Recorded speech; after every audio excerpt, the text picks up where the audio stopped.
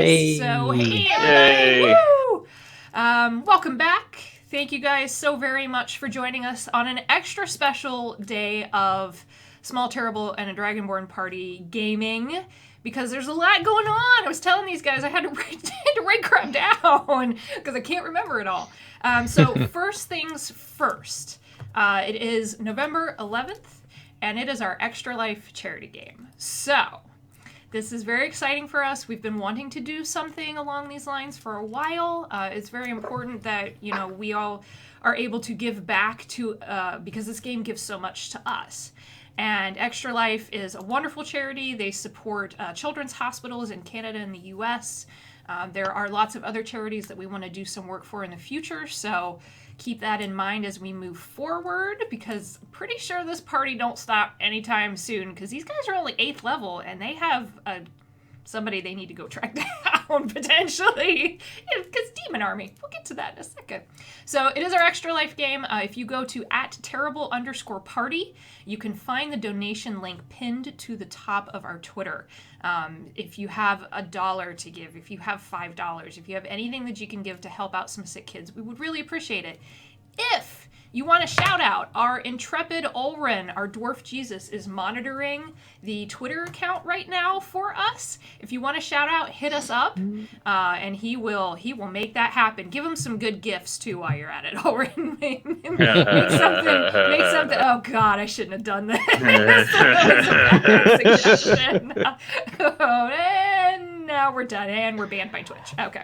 Woo! Yay! Yes, Alicia, did you have something? Someone just donated. Again, we've now reached our goal. Oh, what? My friend donated 27. We need more goals.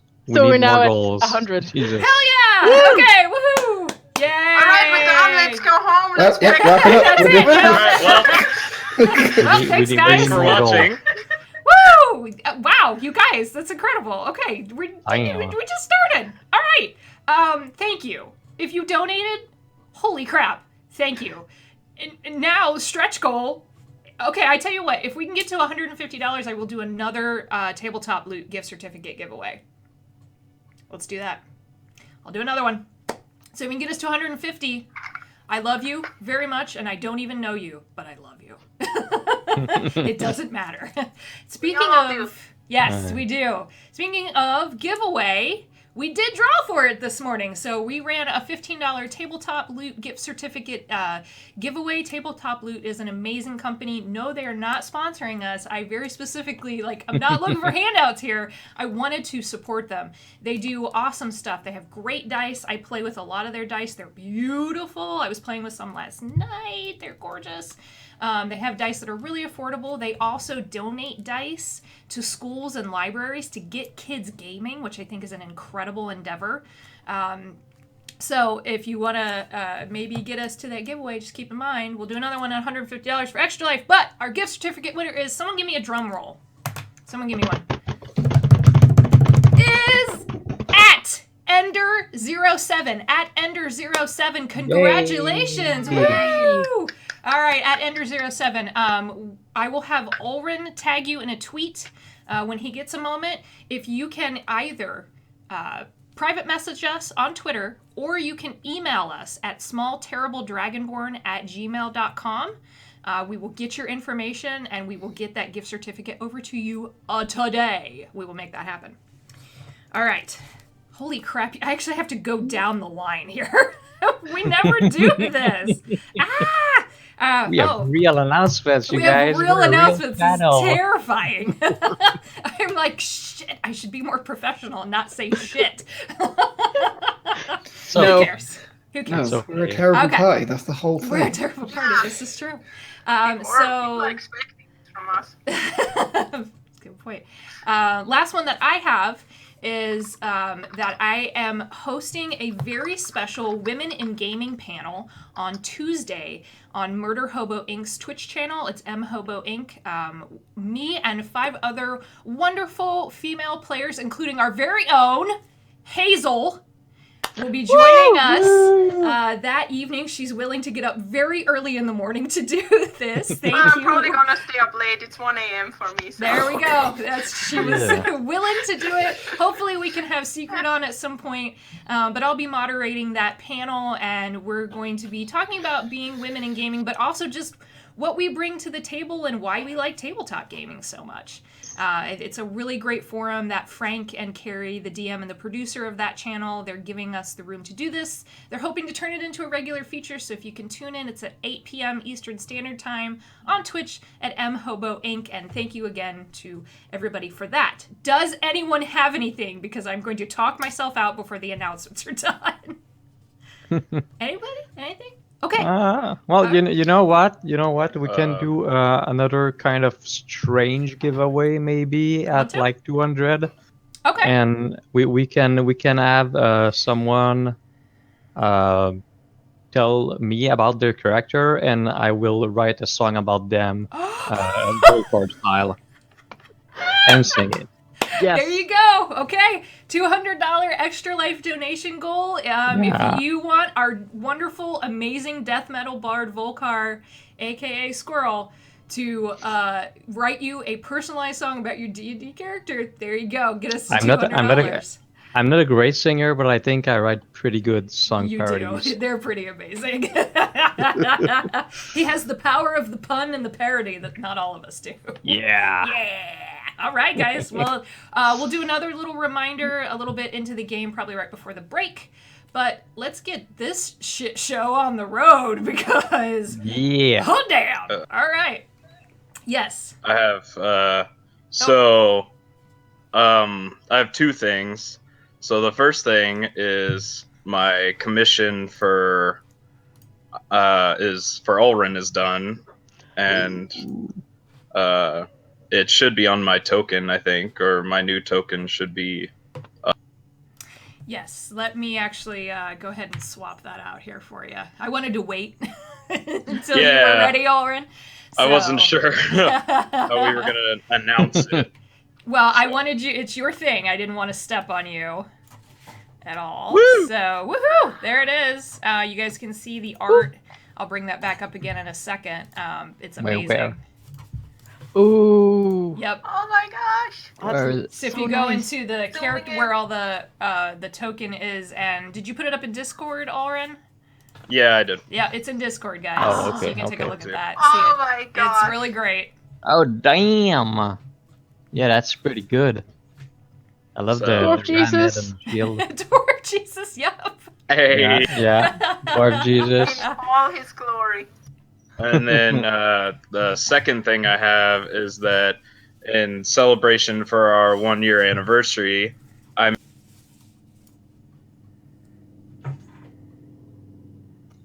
made health potions. Oh my gosh! Health potions. What's in them? Use those. I'm out.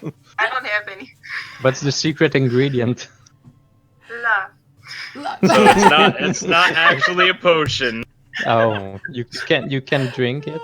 They're Oh candles. my gosh! That's awesome. Holy crap! What do they Yeah. smell like? They smell like life. Yeah! Life needs candles. Those are amazing. They smell very relaxing. So That's how they there heal you you. go. Those Yeah, are I don't know. They heal you from fantastic. stress. That's awesome. Oh my gosh! so yeah. So there's one for each of you guys. Oh. And Wow. and I was thinking if we hit another stretch goal, I don't know what, but maybe I can make a candle for a random viewer. Or we can have a drawing for yeah. for a Ulrin candle or something. So Okay. Blessed by Dwarf Yeah. Blessed Jesus. by Yeah. this roach. First official word. That's true. Oh my gosh. Dwarf Jesus candle. Dwarf Jesus approved. That's a brand name right there. Dwarf Jesus candles. Oh, I like Neuraxis' Light of the Forge. Ah. Those are so awesome. Oh Oh, my so gosh. Ulrin, That is holy cool. crap. Aww. That is so cool. Thank you so So- much. Oh my Yeah. gosh. Happy 1 year, guys. Yay! Happy 1 year. I'm just all like, I feel the love. I just feel it. Aw, thank you guys. Holy crap. Well, let's do that then. So we'll have 150, 200, and 250 goals. And if we don't meet something this time around, we'll set them as goals for the next charity stream that we'll do. Yeah, sure. So Yeah. it's a perfect. But yeah, so just keep that in mind, guys. If you want another giveaway or a song or candles, keep bumping us up. That's amazing. Holy crap. Okay. Wow. Thank you guys. Jeez. I'm a little like, oh. Okay. That is awesome. That's really awesome. That's Laura. so Thank cool. you. Okay. All right. So moving into a dead demon army. So last time around, chaos that happened. Essentially, you guys have been in Kymal. You met with the head of the Claret Order, Teresa Dulamar, and her lieutenant, Yorick. Hazel had an interesting set of interactions with them, and in particular, a blood hunter, Lycan, who was locked away in their cellar. They had captured him after he was supposed to be dead. Quentin was supposed to be dead. He was Camilla, Hazel's mentor's lieutenant, and not dead. It's not even a little bit dead. Very much alive, and Hazel got part of the story out of him. And it has to do with a strange Yuan-Ti cult and something about the Great Hunter and not wanting to be feared anymore for their powers, that everyone should just embrace them and not be terrified of werewolves running around. It's fine. You guys kind of took a hard line with him. He gave up some info. You left him prisoner. I apologize. There's a kitten making a ton of noise right now. Hopefully you can't hear that. And you guys headed back out and found the city under attack. Camian, the tiefling whom you rescued from the maze of Ralishaz, seems to be inhabiting said dead, formerly dead, maybe slightly dead god. And he started setting the city on fire. And he brought with him an army of demons, abominations, orcs, and goblins, and the city of Kymal came under attack. You had to fight with Ralishaz a little bit, kind of wrecked your shop, just a touch. He ran off with a strange armored figure in the War Pride armor, as you now know it is called, the armor that Naraxis made in his former life, former being, reality. You're not totally sure quite yet. Previous existence. Yeah, you guys haven't quite gotten the full line there. They're gone. He called forth a Merilith, terrifying snake lady with 6 arms. Fought her, defeated her, and you guys watched during this battle as the Margrave, Jacktor Christian, his majordomo Prudence, the tiefling, and Gilmore, glorious Sean Gilmore of Gilmore's Glorious Goods, helped you out in the battle, and Gilmore ran up to you afterwards, breathing hard. I realize we don't know each other, but Allura speaks very highly of you. Bad news. You've been requested by the council. What? My reaction as well. We have a lot on our plate right now. And I have a feeling you're in a bit of trouble. But really, I'm getting ahead of myself here. Frenzy of battle and all of that. Please, and he holds his hand out. Introductions. I'm Gilmore. I'm Sean Gilmore. I've done some work with Allura. She sent me. She'll be in town very soon. As I said, I know who all of you are, given your proximity to her.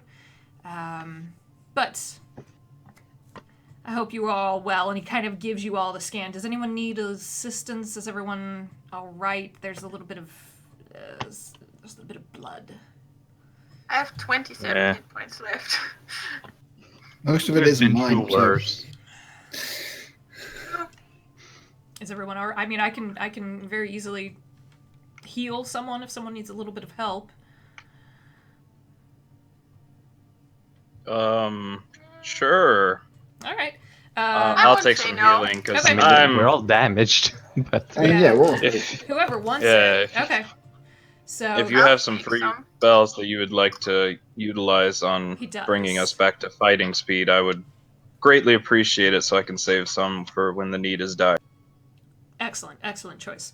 And he puts his hands out, doesn't quite touch you, but you feel this warmth even through your armor, Ulrin. And it's like a nice warm blanket on a cold day. It just feels really good. And you get back 9 hit points. And he turns to the rest. Who else? I've got some. He kind of. Excuse me, mister.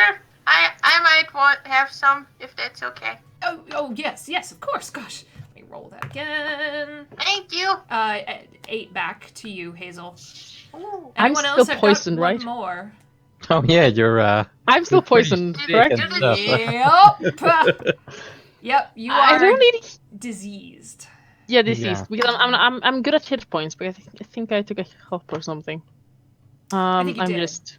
Yeah, because or else it Yeah, doesn't make and sense. you guys see Alicia looks very sick. She has boils down her neck into the collar of her robes. One of them has burst into this like reddish green, sickly. There's even a fly around her. Yeah. It's pretty bad. And It's horrible. to fled those flies away. The flies away. Yeah, me too. Yeah, get out of here.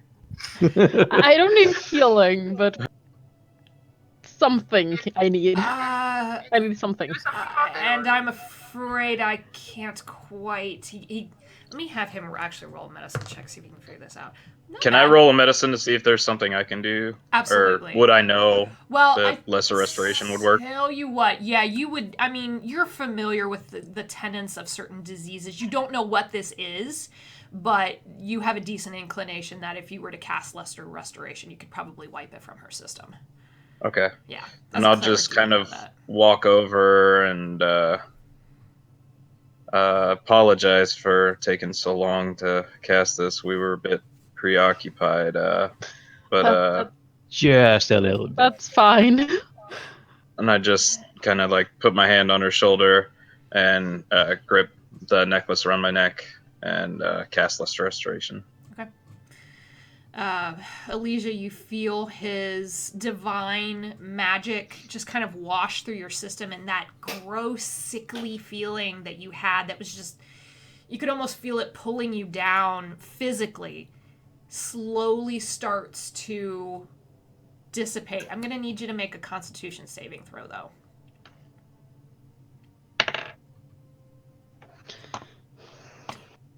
My dice hate me. Oh, no. Oh no. It's Constitution? Yep. That is a 5. Okay. Ooh. It's okay. It was more just a check because you guys watch her color return. You watch the boils start to heal up and actually just completely disappear. The skin knits itself together. But she turns around, gets 2 feet that way, and vomits everywhere. I like rub Elijah's back. Oh, yeah. Her body gonna is be okay. purging itself of Yeah. this disease. Yeah. Yep. Yep. And Gilmore's like, ooh, Thank I- God I'm- my hair is in a braid. He just kind of he keeps trying to reach out. Yeah, and hold your hair up your braid back. Oh, poor thing. I tell you what. The Margrave knows what you've done. He and I we're family. He has given you all quarters at the Maiden's Wish, which you guys know is the casino in the middle of town. You're not far from there right now. He, as a thank you, he would speak to you later, but he realizes that council calling is a little bit more important than his business, which is really just a thank you. So Yeah. you can go there, and he hands you all just a real heavy iron key. So it'll let you into the suite. It's on the 4th floor of the building. It's the only one up there, so it's a private suite. You all can have it as the Margrave's thanks. He's off tending to whatever Margraves do. I don't really know, quite honestly. I would recommend that you all clean up before You don't say. go to the council. You have, and he not checks his watch, because those don't exist.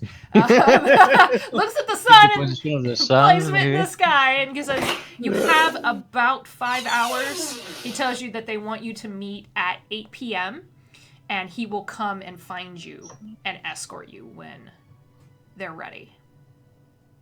So you have a few hours, because they haven't all managed to get into town yet. I mean, meeting them like this would kind of emphasize the urgency of our various businesses, but, well, if we have to wait a few hours anyway, might as well clean up.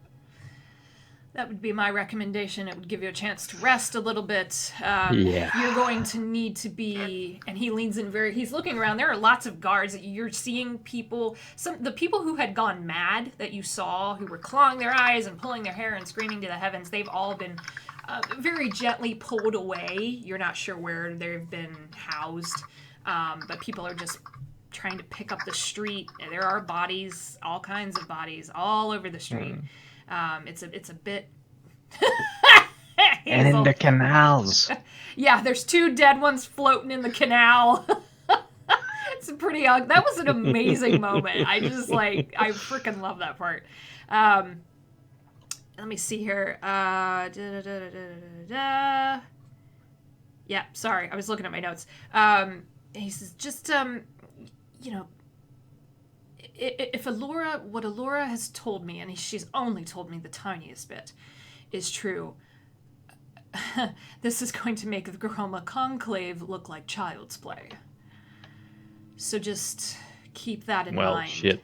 Because several members of the council are not happy. It's my understanding that information's not been shared between the Arcana Pensophical and the council, so be prepared. See, that's why I don't trust these big organization type things. It's fair. They can't even trust each other. Well said. So just go, get cleaned up, do whatever it is you might need to do, and then I will come for you in about 5 hours. And be well, all of you. I greatly appreciate your assistance. And I need to go speak to my cousin about an illusionary dragon. And he wanders off. Yeah, that might not have been the best idea. So shortly after the conclave thing. Especially because, as you guys know, it's common knowledge that Thordak attacked the Ivyheart Thicket, which is just south of Kymal. That was the first place he tried to burn down. It's actually left a giant scar on the earth. And it's a place that is a little everyone's a little wary of because of that. So, but yeah, you guys, what do you guys want to do? It was a black dragon illusion, right? I think it was acid damage. Well, it actually rolls for the damage. So it picks. Yeah, the caster picks the damage, and then yeah. Yeah, but it was acid, I think. It was acid, yeah. And actually, I'm actually going to do something I don't typically do, which is have all of you roll insight. Ooh. Where's my insight? Oh, I have a whopping +0 on this. 10. 10. Can my dice Plus stop? 5. Oh, 16, damn. Why do I not do inside more often? Feeling insightful today. 20. All right. 2. 2. Okay. Hazel, Alicia, your bells have been rung pretty good. Alicia especially. Kind of fitting that you rolled a 2. Yeah, we're off to the side. Yeah, you guys are you're trying to help her just get rid of the last of that out of her system. It's bad. It's bad. Yep. And actually, the rest of you, Volcar, Naraxis, Orin especially, it strikes you that Gilmore's not looking forward to that conversation with his cousin, and it's more suspicion. And that's what the other two of you pick up on. Volcar and Naraxis is a sense of suspicion, even a little wariness.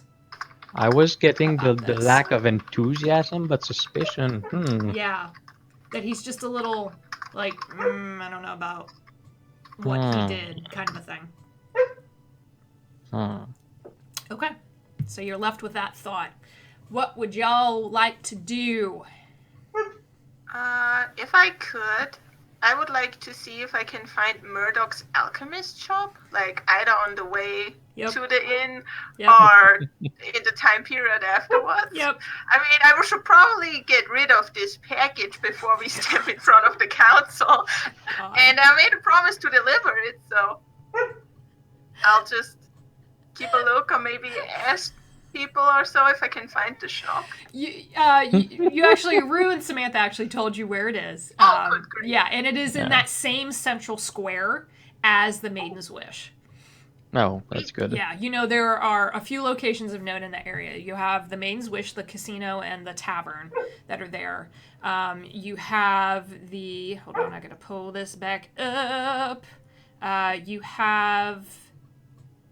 There are 2 taverns that also sit on that block. The Sphinx's Riddle, which Volkar now knows the name of, because that's where you got the message from Ashan. No. If you had time to meet.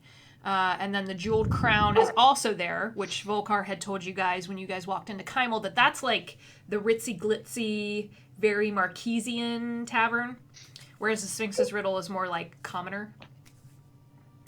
And then there's Murdoch's Alchemy. There's the Codex is on the other side of town. And then you have the Confectionery, the candy and sweet store.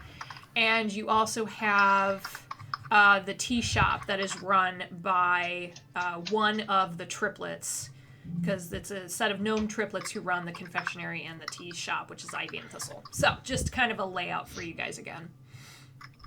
But you're not far from the center of town. Does anyone want to come with me to the alchemist shop? Otherwise, I can just go on my own. I can probably join you. Yeah, I'll Are come. you sure? Are you It's- okay? I'll be fine. Maybe the alchemist dude has something, like maybe something for your stomach or so. Maybe. Yeah. Yeah, maybe that. I'm sure he also just sells join other you. things besides drugs, so. I really hope he does, or else what kind of Okay. business would it be? If anyone asks, neither of you do the talking. Just Yeah. Yeah. Neither of us talk, we I'm just coming go with in you. for the Let's package. just I go. can talk. Oh, I can I- talk normally, yes. Narxis. Normally. I'm just not as good as you, so normally. Oh, what have I done? Okay. What have you done Warren, indeed? Could I have some gold out of the bag, maybe, because I was thinking about buying an alchemist kit at his place? Could I maybe have some money for that? I don't actually know how much they are. I have 56 gold right now. I don't know if that's enough to buy one or not. I have 40, so if it's not enough, you can get some of mine. And Yeah, how much would you like? Well, I guess no one of us knows how much. Can you have maybe like 50 gold pieces and I'll give them back if it's not that much? Sure. Yay! And I'll Thank you. grab 50. I'll count out promise I 50 won't gold spend on one at a drugs. time. Just in the middle of town square with dead demon bodies all around Yeah, you. yeah. Just part of everyday business for us, you know. yep. Oh, Actually- man. think of that. Can I take one of those Marilith swords? Oh, Sure. And I'll just pull that out as well. Okay. They're wicked looking. It's a +2 longsword. Holy shit. Yeah. Just like click the axe away and just stick the sword on my belt. Like, mhm. Alright. Yeah. Are you using that scabbard? Yeah. Okay. That scabbard. Yeah, the poison scabbard that he's got. Yeah. Okay. So, where are you headed? Well, I was thinking I'd go clean up and then meet my buddies. Okay. Elijah and I are going to the alchemist shop. And Split the party. what are the I'll other two of go- you doing? I'll go with Hazel and Alicia. Okay. I'll go with Volcar. Okay, all right. So you guys decide to Dwarf start. team. Yep, Dwarf Bros forever. You guys decide to split up. Let's do the alchemy shop first. Yep. But you guys aren't splitting up too far. You're just kind of like, okay, we're here. We're going left. You're going right. Okay, bye. It's really just around the block from each other, so. Don't Pretty get easy in to do. trouble. So let's swap you guys over to that. And yep. So as you guys walk into this place, it's not a hole in the wall per se, but it's one of those places that unless you're in the know, you're probably gonna miss it, even though it is on the busy tourist block that is still seeing some traffic because the fight was partially removed from this area, but you are still seeing a heavy guard presence here. They're eyeing everybody, just making sure that nothing else is going on, and they're on high alert, which makes sense. So you guys crack the door open, and the very first thing you notice is the smell of vanilla and cinnamon. And then you hear birds. Lots and lots of birds. It's beautiful. They are actually all singing in harmony with each other, which is kind of interesting. I like this place. There is an elderly human man with long white hair, and he's sitting behind this dark wood desk. Above him are bird cages, which is where you see all of the birds. The cages also have glowing lanterns or crystals in them. And then there are even more birds up above you in the rafters of the shop. And they're birds of all sizes, all colors. They have some with long tails. You see tiny songbirds. You see huge owls. Just this place is just covered in birds. Not covered in bird crap, though. There's not a bit of bird crap anywhere in this place. It is spick and span. There is also a long-haired black cat ignoring all of the birds, absolutely not interested in any of them, and it instead is watching all of you as it sits on the bookcase. It kind of bumps up into your hand, little headbutt, and then sits back down and just is watching all of you. And the person in front of you, you can assume, is probably Murdoch. He's studying a foaming silver goblet in front of him. He's got a book in the other hand, and he's making little all right, and looks up as you all approach. Hello. Oh, greetings. Welcome to Murdoch's Alchemy. How may I be of assistance to you fine folk? I love your shop. It's so pretty. Oh, thank you. It's my home away from home, considering that home is just upstairs. That's smart. I actually have something for you, sir. Oh. Oh, God.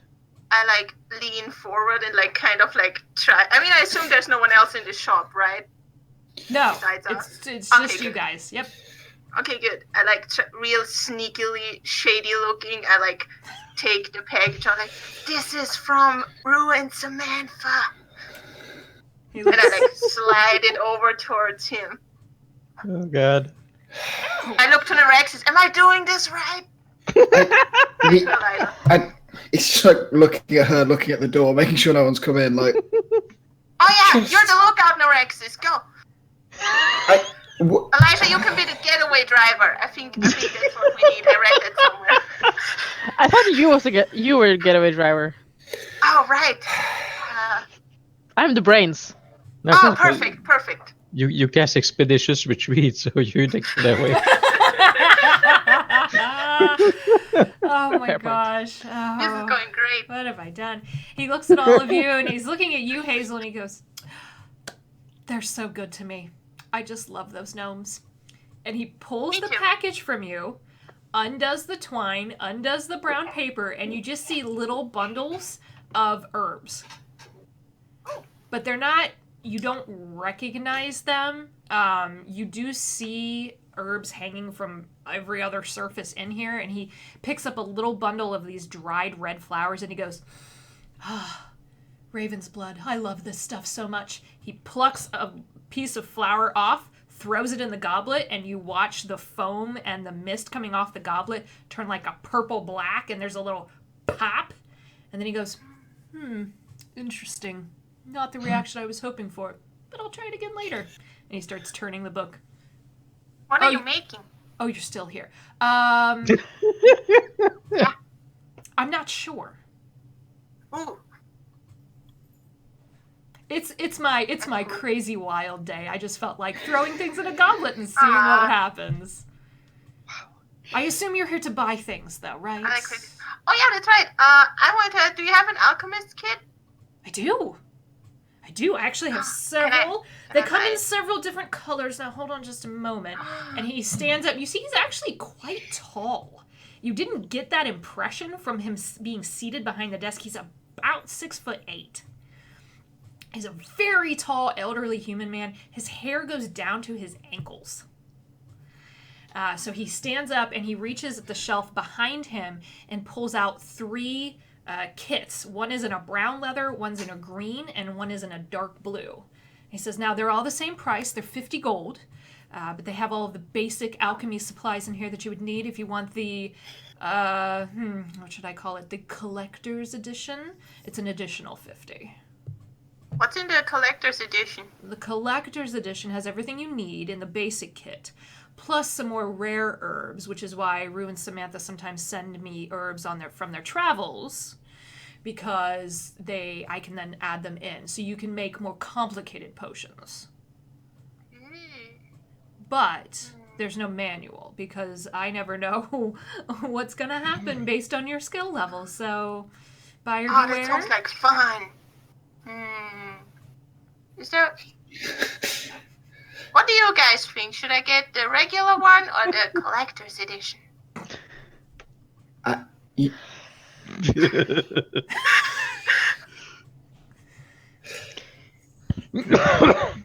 Well, You know what? I'm not. He just turns around and like goes and stands. He's like, nope. Nope. I think you should decide, Hazel. All right. Based on I don't want to burn all of Ulrin's money. Could I maybe like a slight discount because I brought you the neat red flowers?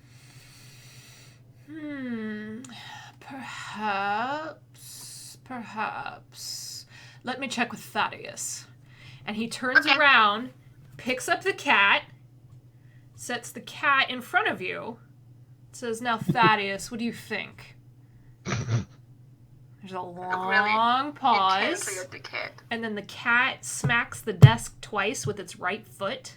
He goes, yes, very, very good point. She is a fellow feline, isn't she? So friends and family discount, perhaps. I tell you what. That is so smart. Hey, if you buy the collector's edition, I'll give it to you for 75. That sounds good. That sounds good. Do you also have something for my friend here, like for an upset stomach? Maybe some like nice herbs or so? Let me see. I mean, now, I must admit, you would probably be better off going to the tea house around the corner. The Ivy and Thicket. She has a lovely peppermint tea. It's so soothing. It's just wonderful. I don't really dabble in... I make magical things. I don't really dabble in tea. I really would recommend the peppermint tea there, though. I think I'll try that. Yeah, and I'll take the kit, the collector's edition kit for, what was it, 75? 75. Wonderful. He says, now you can pick out and he starts laying out straps of leather straps. He goes, you can customize, you can do as you will, but and their straps are all different colors, and he'll let you pick out which one you want, and then affix it to the kit. That way you can sling it over your shoulder. I'll take something like brown and green earthen tones. Yes, of course. There's one that is a dark green with brown trim. Sweet, I'll take that. Perfect. And he fixes that, and you guys exchange. money for the collector's edition alchemy kit. We will talk about what that does, Hazel, but it's going to let you make more than just a basic healing potion. You're going to, with some experimentation, kind of like Ulrin's crafting rolls, you can start making different types of potions. Your success is dependent on rolls. So we'll go into that a little bit later. But yeah, it's pretty cool. So he gives it, it's surprisingly heavy. You weren't quite ready for that. You hear the clink of glass as you put it over your shoulder. And he says, I hope you enjoy that. Now I need to make another one. I only make one at a time. They're too expensive for me to keep. But anyways, is there anything else you're interested in? I make orbs. I make potions. I make concoctions. I make items. Anyone else want something?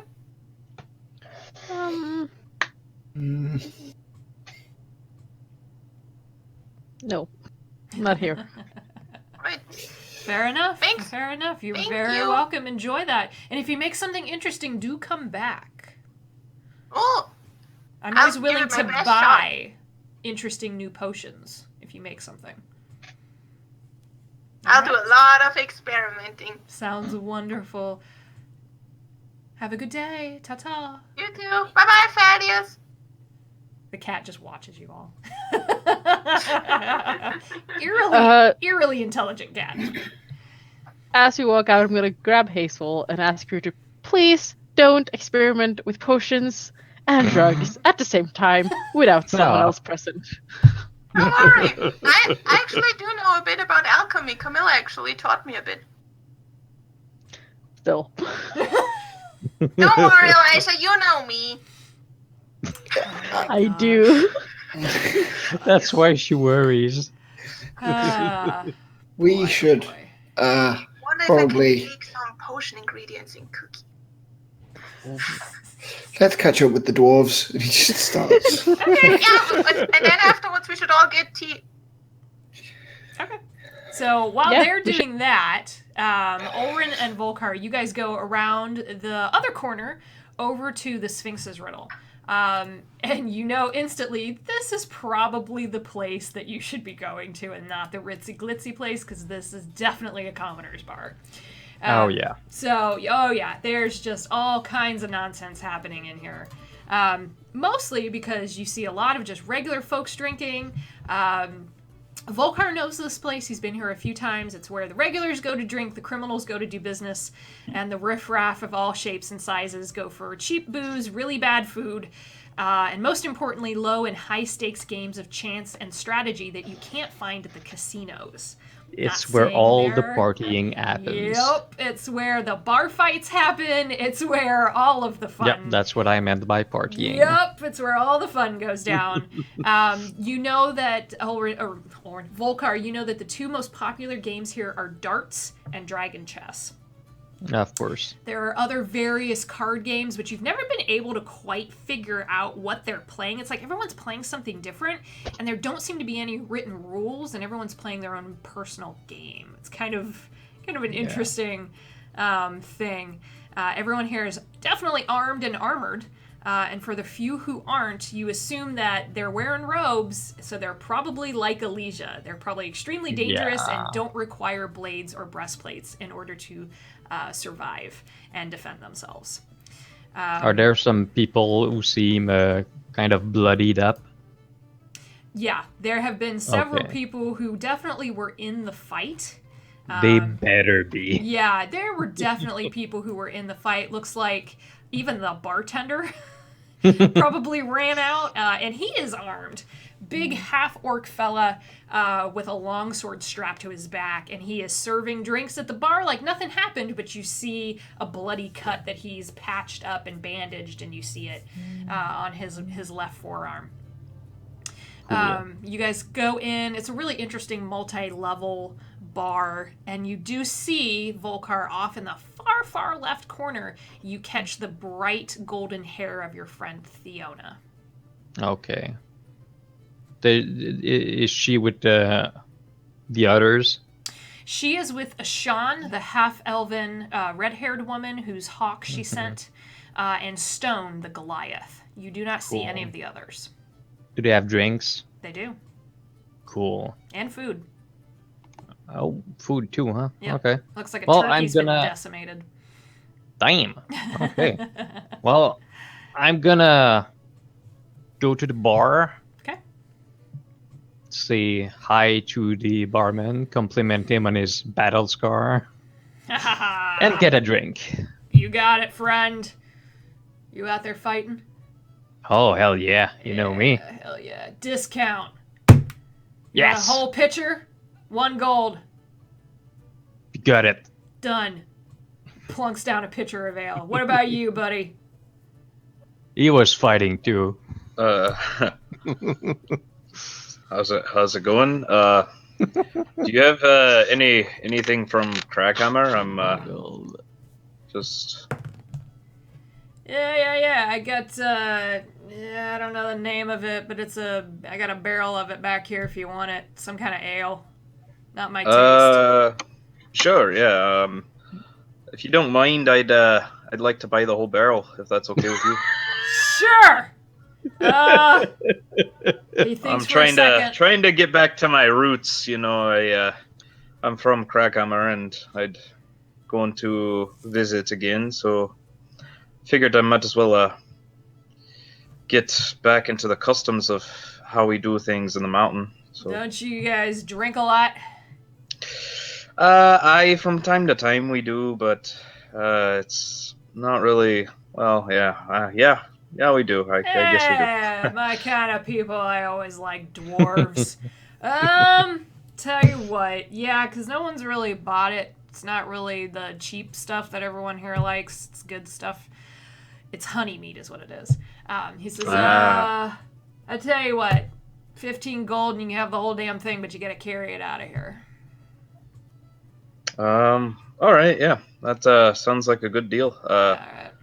Could I get a mug or two for, You to want me share to it? tap it? I'd appreciate it. Got it. He picks up a hammer and a giant corkscrew that's as big as your forearm and goes Oh, over shit. and starts like chiseling at it and goes, oh shit, and pulls out a big pitcher and plunks it under there as this beautiful honey colored liquid starts to flow out of the barrel and it smells like home.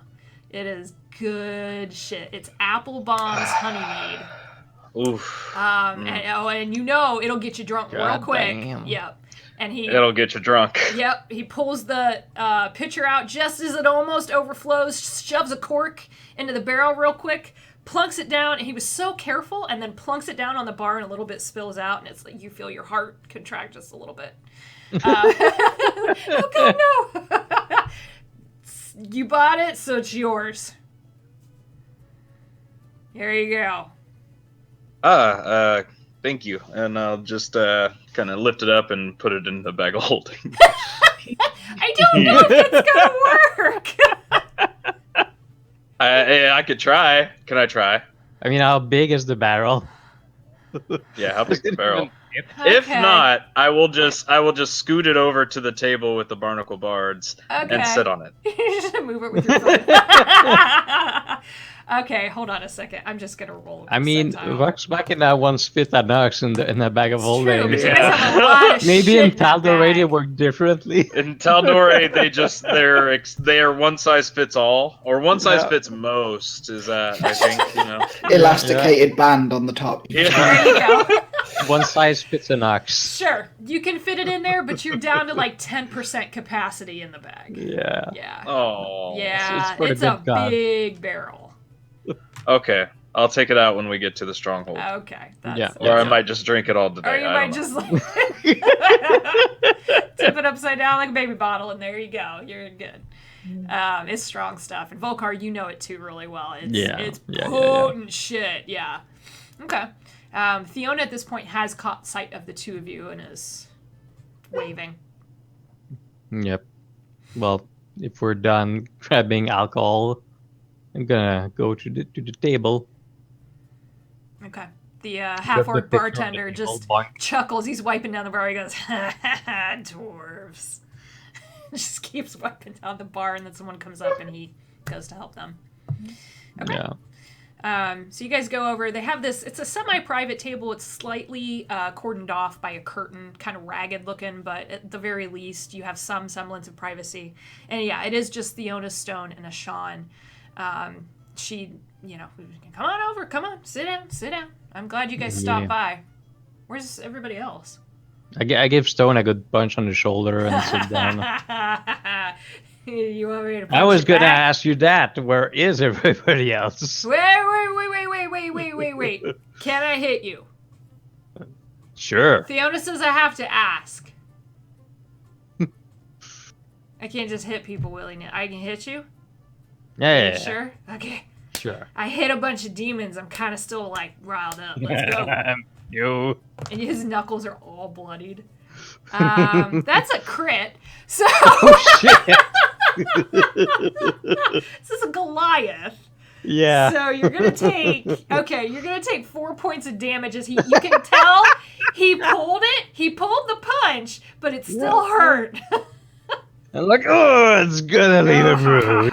Yeah, kick some ass out there, yeah.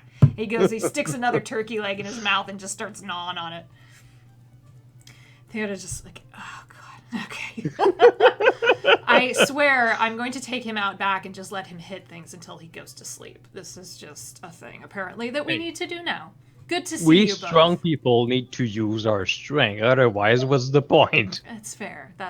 You both are a little, and she kind of eyes both of you. A little worse for wear. Got into the thick of it out there, huh? Oh, yeah. That was some crazy shit. What the hell Got it. happened? Long story. Long story. Great After long story. after Duran Village? Yeah. Okay. Well, we'll get to that. She looks at Ashawn, and Ashawn does a weird little glyph in the air, and then all of the music around you cuts off, and you can only hear each other. Ooh. Prying ears, especially in a place like this. I really don't. Well, Theona will tell you. And her hawk is sitting on the table, and she's just petting the hawk and feeding it little bits of food. You know from experience with her, especially Volkar, she's a very serene person. She's a very calming presence. She also will wreck your shop because she's a really powerful druid. So there's an interesting dichotomy with her, especially. But she's just content to sit there, and you watch Stone start to take a dagger and carve something into the table. You're not sure if he can spell or not, but you're curious to find out. Yeah, I kind of keeping an eye on that. Okay, yeah, he's being careful, but yeah, I mean, he's got this dagger. It basically looks like it would be a Bowie knife to any of you. But in him, it looks like a toy in his hand, and he's just kind of starting to carve. Then he says, I appreciate you swinging by. I realize we haven't had a chance to meet recently. And she looks at we've you been all, busy. Yeah, and she says, he's been keeping me apprised of some of the things going on. And I thought I would try to catch up with you guys. Hopefully the rest of them show up at some point. And you guys will come back in here in a second. A bit of a complication. Oh, another complication. Because our lives need more of that, I know. Yeah. So, the incident with Shadowweed in Duran Village, it kind of clued us into the trade in general. You know it's dangerous. It actually can render people comatose. Yeah. Yes. So we've been tracking that, and we've tracked it to here. Kymal's already kind of a scummy city, and that is where the others are, so I'm not going to say too much more right now. The others are looking into a situation involving illicit substances. Oh. And if they track it well enough, I fully suspect that we may be able to bend the ear of the council to get Shadowweed outlawed. It is extremely dangerous. Yeah. We actually have a meeting with them on other subjects, I'm sure. Very good. If there's a chance, we can drop a word about that, I guess. I was hoping you would offer. If you didn't offer, I was going to suggest it. But Yeah, it's fine. it was my so basically, and again without too much detail, because the less you know the better for right now, until I can Yeah. fill you in and not endanger everyone else. Shadowweed's the big one. Allure Root we're a little concerned about, but I doubt the council's going to want to get on the bad side of the Ashari, since they use that in their rituals and they use it properly.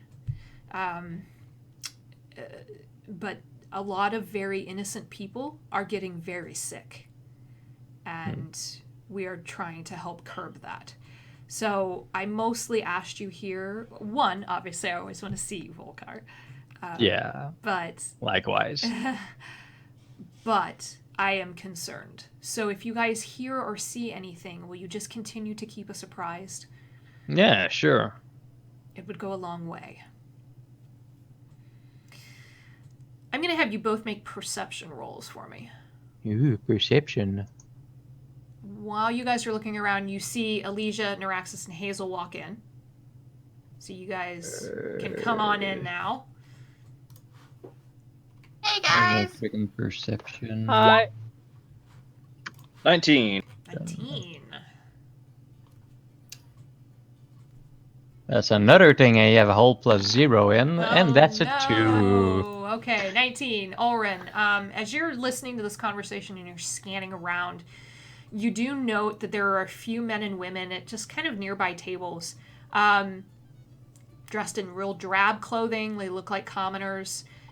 They are scanning the crowd as well. Their gaze seems to be a bit more practiced. They don't linger on you necessarily, but they also just seem to be taking stock of everybody. And you're not sure what's going on there. But you've noted that they're noticing. Yeah. I look at Volka and Orin and I say, we did the deal.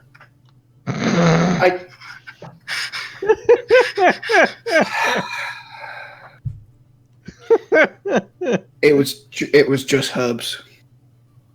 For a mad old Exactly. lanky alchemist. Just herbs. All right. Herbs. Right.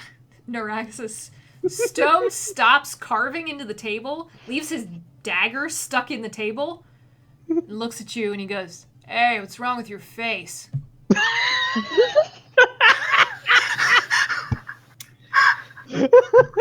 Somebody hit you real hard, like fuck up your jaw?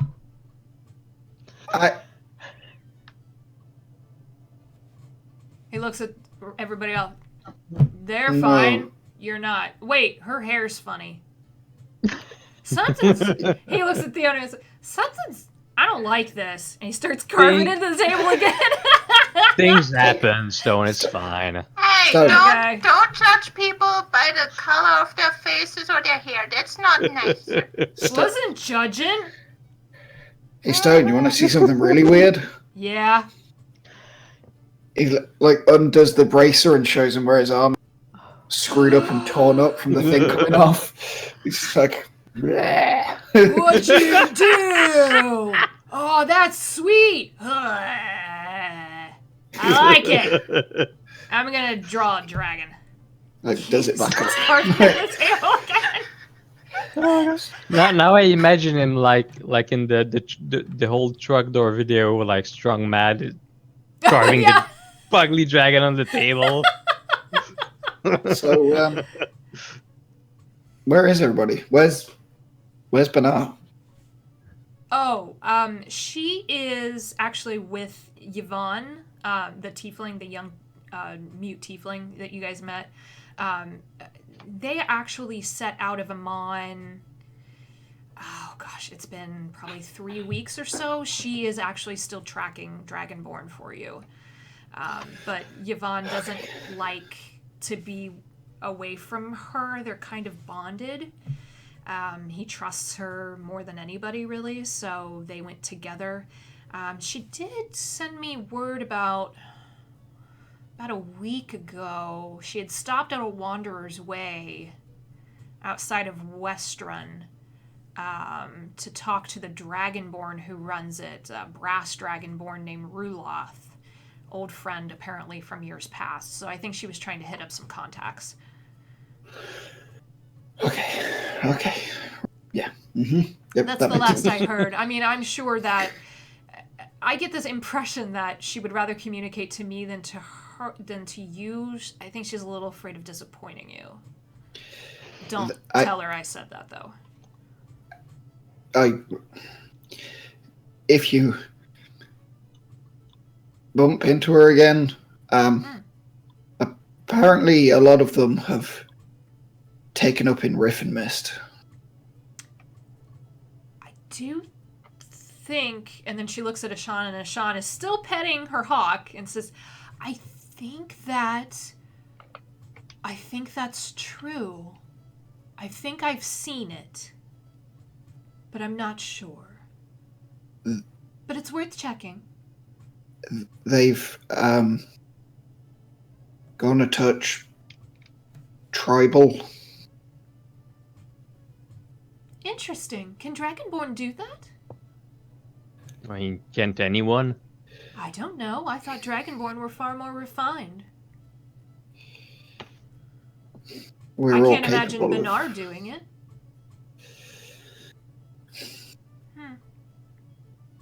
Interesting. But tribal doesn't mean feral. No, but it can mean inhospitable. Insular. A red dragonborn is still red, as much as we all try to be better than. She puts her hand out on your arm, Neuraxis, and she goes, I wouldn't worry about it, really, truly. The world is different now. And you're far better than just a color, aren't you? It doesn't mean anything. Don't get so caught up in it. It's kind of funny, though, what with your armor being red. I mean, the one you're after. I suppose.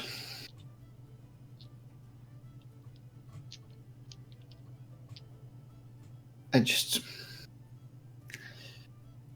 don't want anything bad to happen to her because I sent her off on a stupid idea.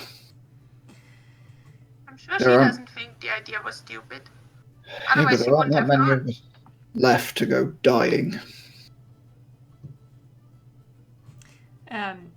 Fiona just shakes her head and says, I understand that you don't know Benar as well as I do, but trust me when I say if she didn't want to do it, she wouldn't. She doesn't throw her weight around just anything for the sake of doing something. Yeah, it's not like you're in a position to give anyone order in Araxis, so don't worry about that. You made your point, you convinced some people, she went and did this. It's much for her as for you, I think. Right? Right. If you'd like, we could check in on them. I can send a message and get a reply and see what the status is. Yeah, I think they're already doing that. That we have a lot on our plate already. Yeah, I'm sure it's fine. He just picks up his mug and sits back. Okay. Fiona does tell you that they do occasionally check in. And Volkar would know this. The bards are used to. They're not often in one place together. They have their own jobs that they usually at least go in pairs. Just for big concerts. Big concerts or big jobs. So, which the fact that they're almost all together in Kymal, even though they're not all here right now in this bar, is telling in the absence, because they don't. What they do is way more important. and it often requires discretion and smaller teams. Uh-huh. So, Fiona says, enough. Demon armies, Yeah, that was fun. chaos, drugs. Oh, God. So, where to next for all of you? So many options. We gotta meet the council first. Well, Yeah, they're apparently angry at us. ooh. Yeah, well, I'm angry at them. So, we'll see where that goes. Oh, that's good old Volcar. I have Why missed would you. hit them, Volcar? I have nothing to do with whatever they might be angry at us for. Probably. Well, I guess you'll find out, won't you? Yeah. Yeah. Just, yeah. As long as you all protect each other and stay true to whatever goal you have, I have no doubt that eventually things will be understood. And that's all I can really put forth at this point.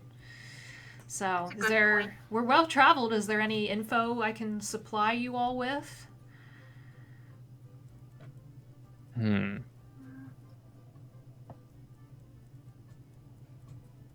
Have you ever come across the name Mazui?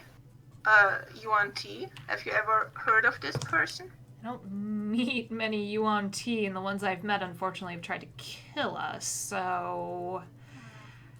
What is this in relation to? And you don't have to go into great detail, you understand. Just a general outline. I may be able to glean something. They're apparently followers. They operate apparently in the Underdark or close to it, and they are followers of the Hunter, Interesting. I think. Now, I have been to the Underdark.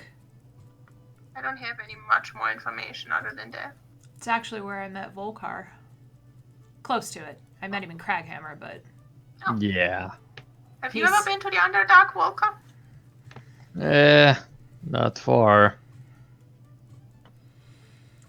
You don't I go down barely. there willy-nilly, and you often don't go down there without a legion of carvers. And even then, it's an elite force of carvers that go in and clear out the monsters and the beasts.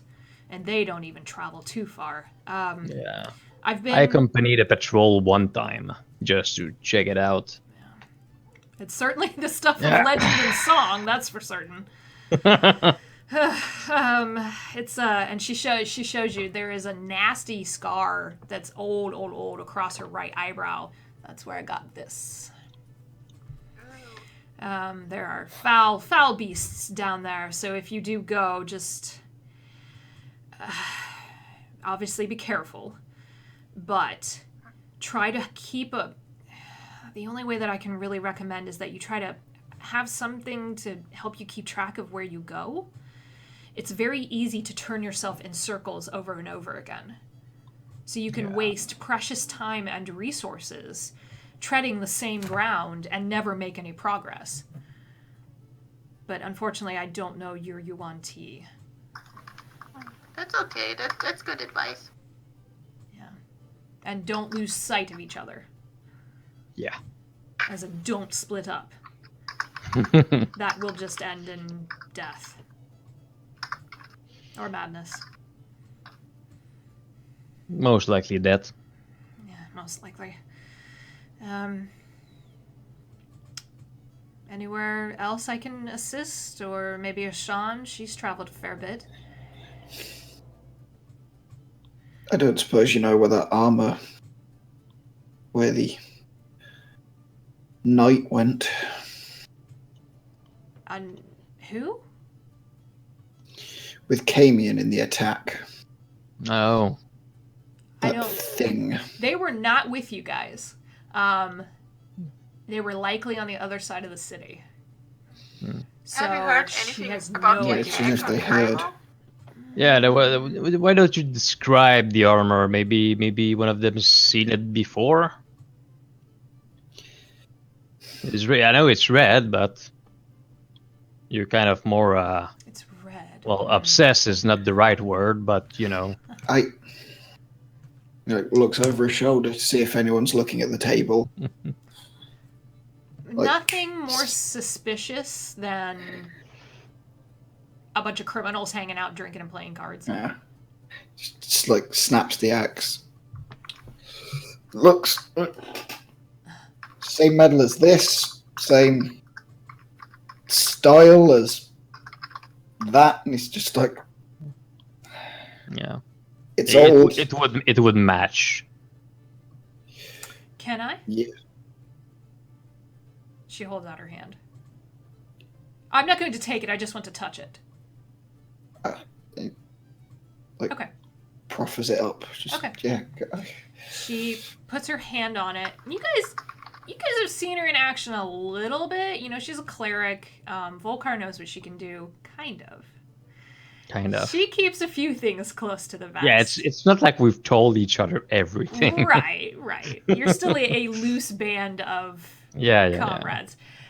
She's gonna hold out her hand, put it on the blade, the flat part of the blade, and close her eyes, and you watch this glow kind of start to slowly seep out and travel across the entirety of the weapon. And it takes a few seconds, and then she opens her eyes and she says, I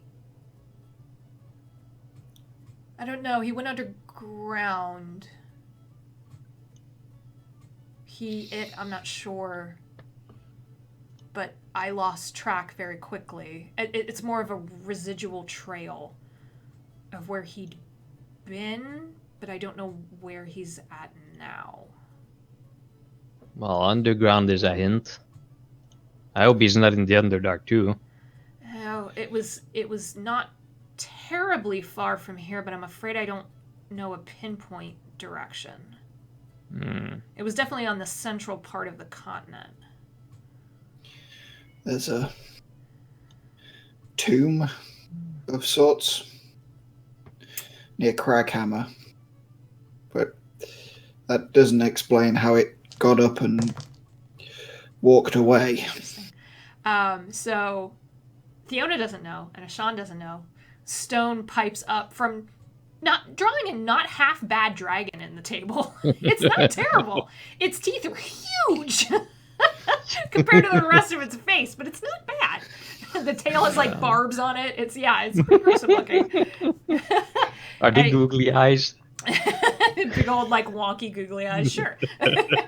Like if it wasn't stone, this would be offensive. Do I have giant teeth and a spiky tail? What are you doing? It's a dragon, not a dragonborn. It's a difference. It's a difference. Our freedom of artistic representation erected. Yeah, what she said. Exactly. Whatever that means. Snorts. What she said. Just like, It means you can draw it however you like. I read it in a book somewhere. Yeah, there's a tomb. He just keeps drawing. It's outside the city. I've been by it. Can't get in. There's a barrier, magic-y, glowy thing. I tried. just like grabs the hand that's drawing, like dead eyes, just where outside of town. I don't know. It's like, hold on. About 2 days outside. But that's my speed, so maybe like 3 yours, because I'm big. Oh, he's really fast. Yeah, I run real fast. I mean, in the Ralishaz, so like 2 to 3, maybe. It's us smaller people who are slowing it down. You need to find the rock thing. And Fiona goes, cairn. It's a cairn stone. He goes, yeah, stone cairn rock thing. Like me. It's about this tall ish. I tried to kick it and it hit me. And that's how I knew it was somewhere that was not just piles of rocks. And then you gotta find the door. And then you gotta go down. That's actually a clever assessment.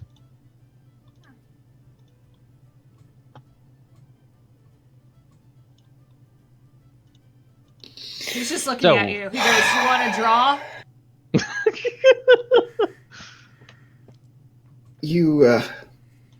You go ahead, big man. He just Okay. lets go of his hand. He keeps drawing. Starts adding another dragon. Oh shit. Just snaps his fingers. The axe just vanishes from the table. Fiona is sitting over there like this, trying not to laugh. It's not working too well. Yeah. He's actually, when he showed it to me, I went with him. The door actually moves. So if you have the ability to detect magic, which I'm assuming your wizard does, you would then probably be able to find it, but then you have to make it past the barrier. I was not able to do that. Did you see an indent about the size of a fist with a red mark, like the door in the mining guild's basement? There was, now that you mention it, there was some kind of symbol etched into the stone, but I know better than to go pressing things on rocks, so I didn't touch it. He just pulls his little dagger out and starts carving the shield with the sword and flame on the table, just. I want to. I also take a dagger and I also start drawing things. Oh god. I draw a kitty, but I draw a kitty with dragon wings, and I make it next to the dragon, so it looks like they're fighting. It's this is fun. There won't be much left of that Extra table at Life the end of charity this. game. Hey kids, don't go carving graffiti onto tables. Top tip. Yep. Don't graffiti tables.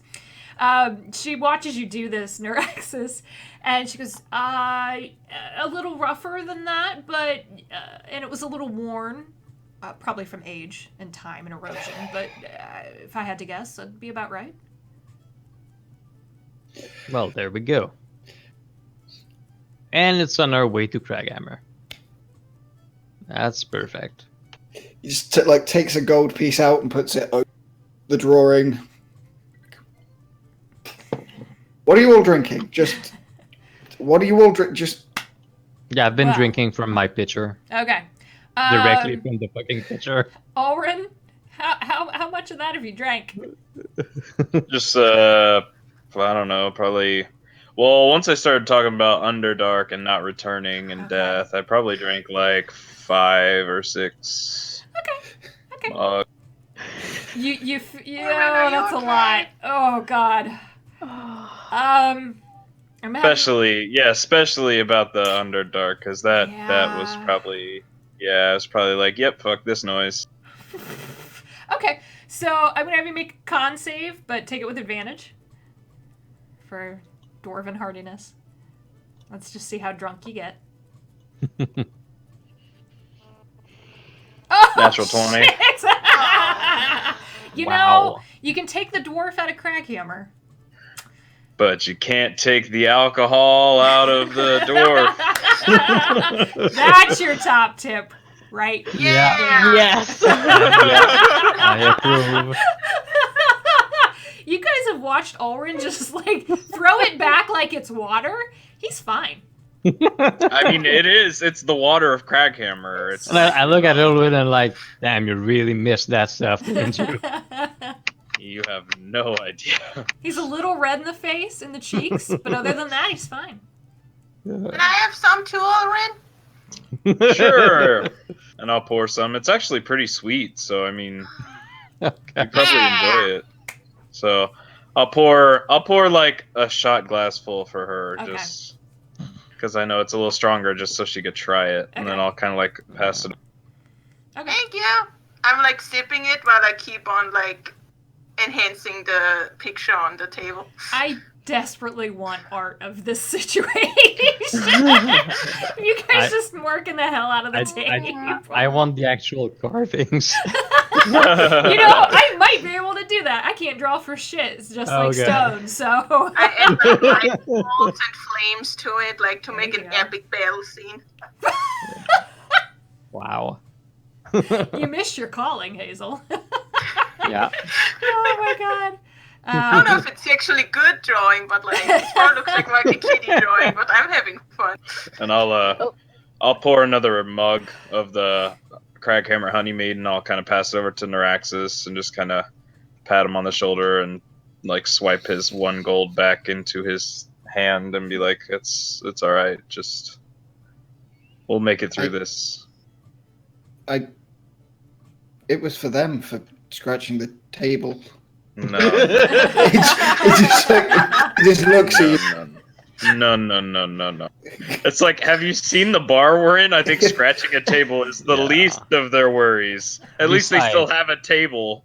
Besides, he just bought a barrel full of ale that people weren't buying, so I think It he's looks still much gonna more be pretty happy. this way. I still don't think Neuraxis is used to some like proper dives that we keep ending up in. It's true. Alicia's probably gone off to the bar and like asked for a glass of water or something. Oh. If it's possible. Water got milk. Got milk? Milk will do. Okay. It just gives it to you. Just take it. You might want to smell it before you drink it, though. I don't know if it's any good. Yeah. Kind of milk. She'll probably just put it on the table on her way back or something, just like not even. leave good. It's chunky. Oh, God. Why is this milk chunky? It's milk and yogurt. Oh, someone's making their own kefir over there. Okay. Ooh. Oh. All right. Oh God, that's so gross. Thank you for that. As a milk lover myself, this sounds awful. Oh Yeah. God. Okay. The half-orc bartender goes. Poor Emily Elijah. laughed. She's gonna go buy tea afterwards, and everything will be fine. Yeah, we go to the nice tea shop afterwards. Okay. Yeah. Yeah.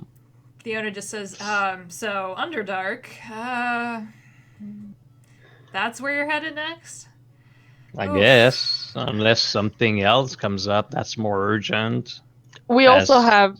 Things Remember, happen. I don't think we should have the Underdark, considering we have a meeting in like a week. Oh yeah. I mean, Right, that's screw the those one. guys, what was going on? But And you have an outstanding invitation to Dagger Bay as well. Yes. We have a meeting in a week. The meeting in a week, does it matter for that where we are at the time? he We said don't we have to know. be. Didn't Drake say we have to be on this plane? Yeah. Yeah, As long as we're on this Instruction as we plane, go. Fine. fine. So we could get to Dagger Bay in the meantime, right? Yeah, or Craghammer. Well, I And then head- Don't you want to check up on your parents? I do, but I'm afraid that if we like get there and it takes more than a week, and then we're back, and then yeah. How long is it to Dagger Bay from Kymal? isn't this new problem we have more urgent? So from here to Dagger Bay, you're looking at about not quite 2 weeks. Yeah. Unless, and it sounds like you may have access to it, if you can get Allura aside, you may have access to teleportation magic. Yeah. I think Should we'll tell- see how the meeting today goes. Yeah. And Maybe we'll we'll see. end all Tell up in us. prison anyway, so. Exactly. I guess we better we get to try go to not prison piss first. her off, even if we piss off everyone else in the room. I mean, when you guys mentioned Dagger Bay, Fiona goes, I just know ghost stories out of there. What do you know? Ghost are Ulrich's favorite. And she points at Stone, and Stone still drawing. He goes, been there. Some of my family lived there for a while. My cousin Gert. He never came back though. had to go find his wife and son.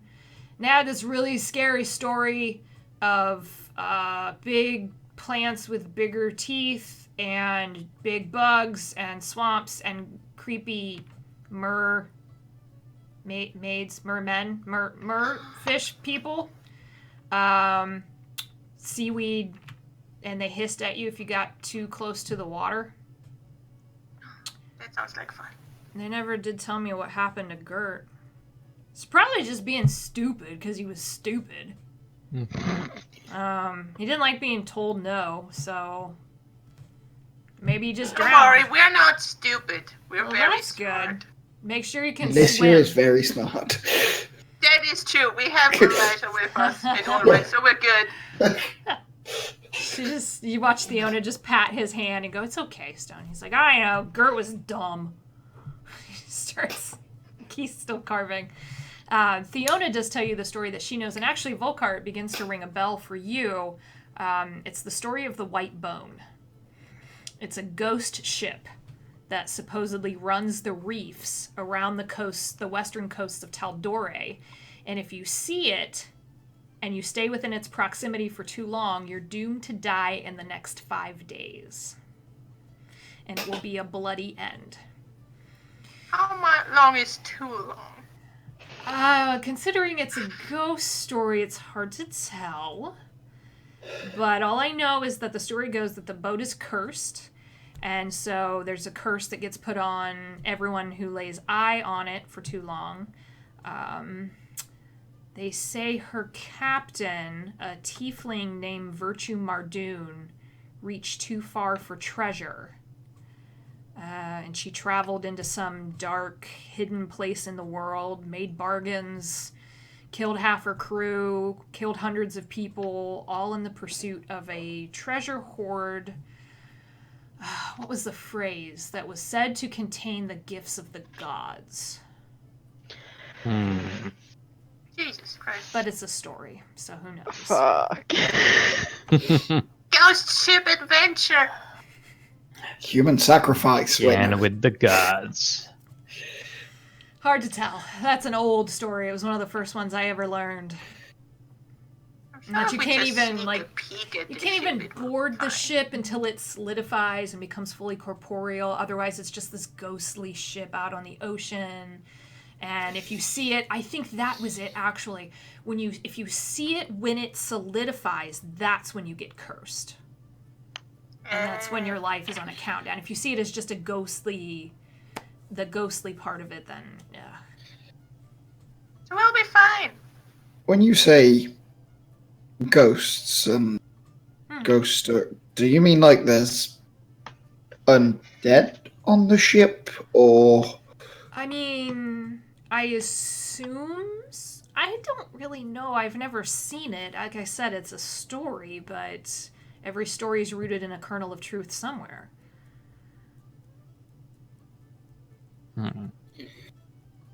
But I do know Virtue Mardoon was a real person.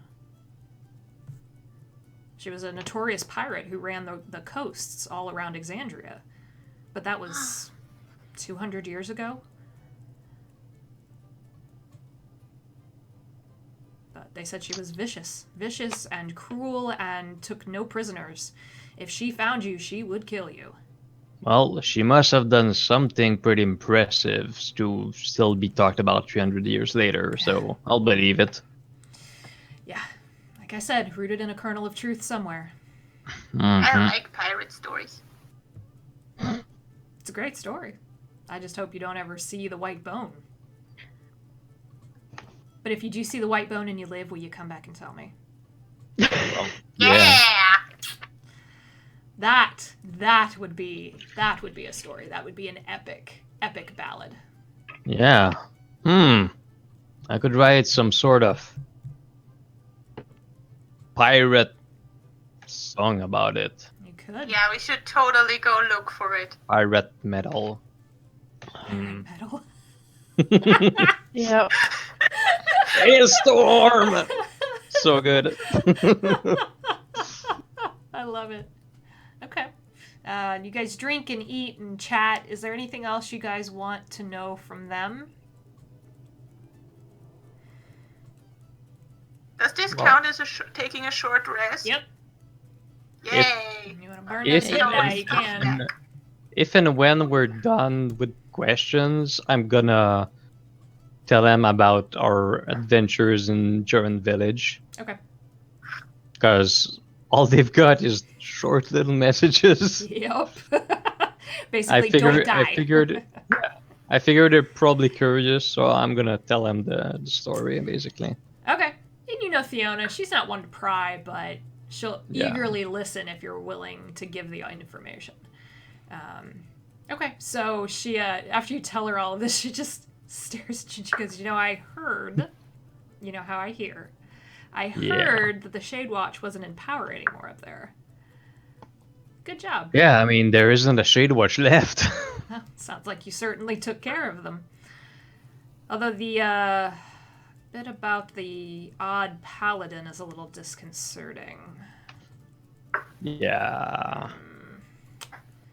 Might want to keep an eye out he- for that guy. Oh, definitely. I mean, he helped us, but True. he had his own motives for sure. Well, not unexpected, but Yep. also sounds a bit like he defied orders. That's strange. Usually those lawful folks, even if they're evil, which I mean, Well, yeah, that's what I mean by other motives. He must have been following Yes. other orders. or his own. Mm-hmm. I'll quietly inquire. Yeah. Because if he just We'll appeared just out all of keep an eye nowhere to take up position as the captain of the Day Watch, I wonder if he established a reputation somewhere else first. Possibly. I also wonder if he did this in order to get that sword before Orhana did. Because he did want it destroyed either way, so... He did. But did he know what destroying it would do? That's what I'm wondering now. That's what's bothering me about that. Yeah. Because if he knew, then obviously he was being influenced otherwise. I mean, I still think it's better destroyed than locked up in some vault and forgotten about, or even worse, taken by some traitor to the order or something. I agree. But yeah, But still. it's,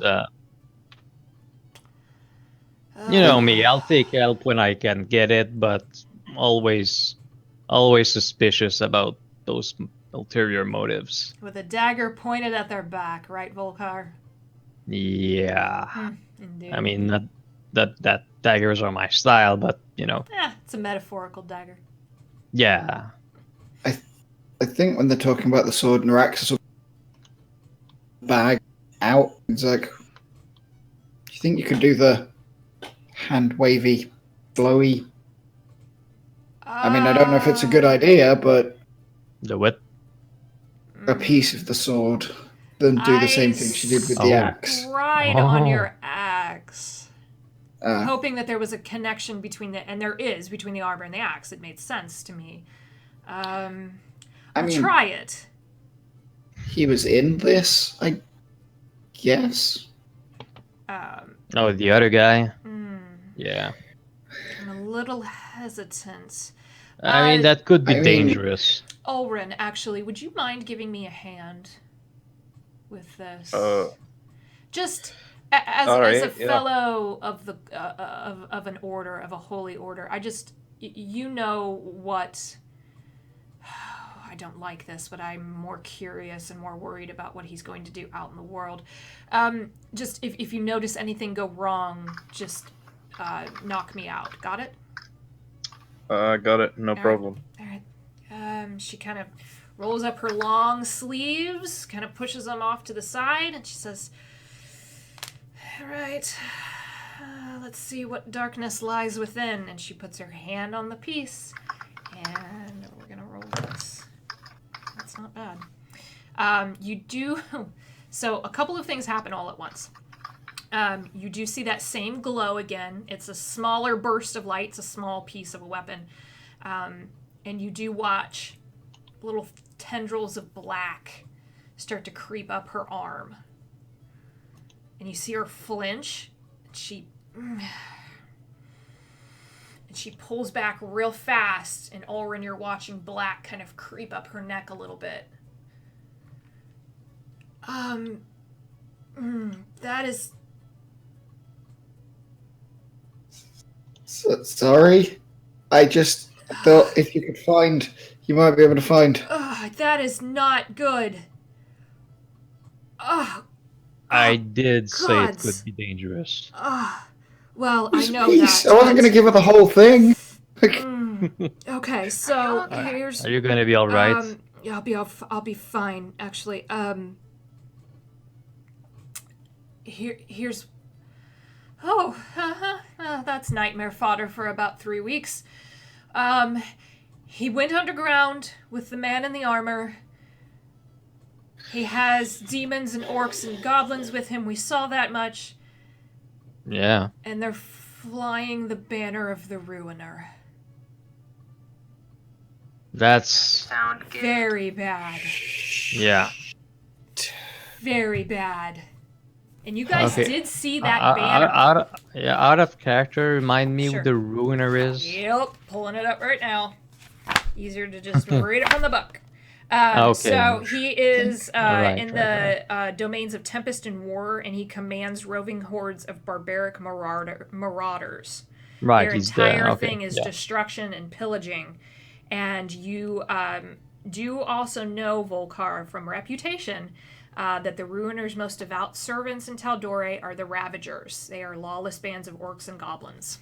Yeah. That's not the same god that this paladin dude, no? Nope. Yeah. No. So he shouldn't be happy about that. This is pure chaos and death for the sake of it, Yeah. which is exactly what you guys saw. Yeah. Pretty much. Okay. It's like, that is very not good. Yeah. So, wait, it's not Ralishaz? Yeah, I don't know if he's flying false colors. I don't know if he... It could be flying those colors just to attract the orcs and goblins and Or such. he's made a pact. Yeah, maybe they're working together. That's what I'm afraid of. You know what? I think that paladin guy, we might want to actually contact him because he's also kind of responsible for this, and that is not going to please his god either. No, it will How would not. his god be against those two? Yeah. yeah. Yep. I mean, he's evil, but he's not about destruction. Lawful evil. Yeah. They're lawful evil, yeah. They and you guys can kind of cobble this info together. I'll give it to you. Is that mostly he's a paladin of the Strife Emperor, who is a lawful evil entity of war.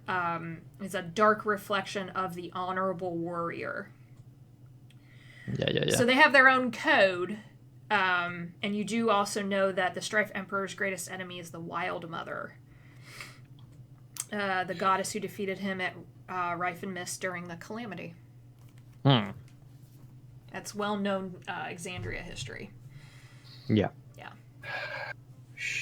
Yeah, and she's chaotic good, I assume. Yeah.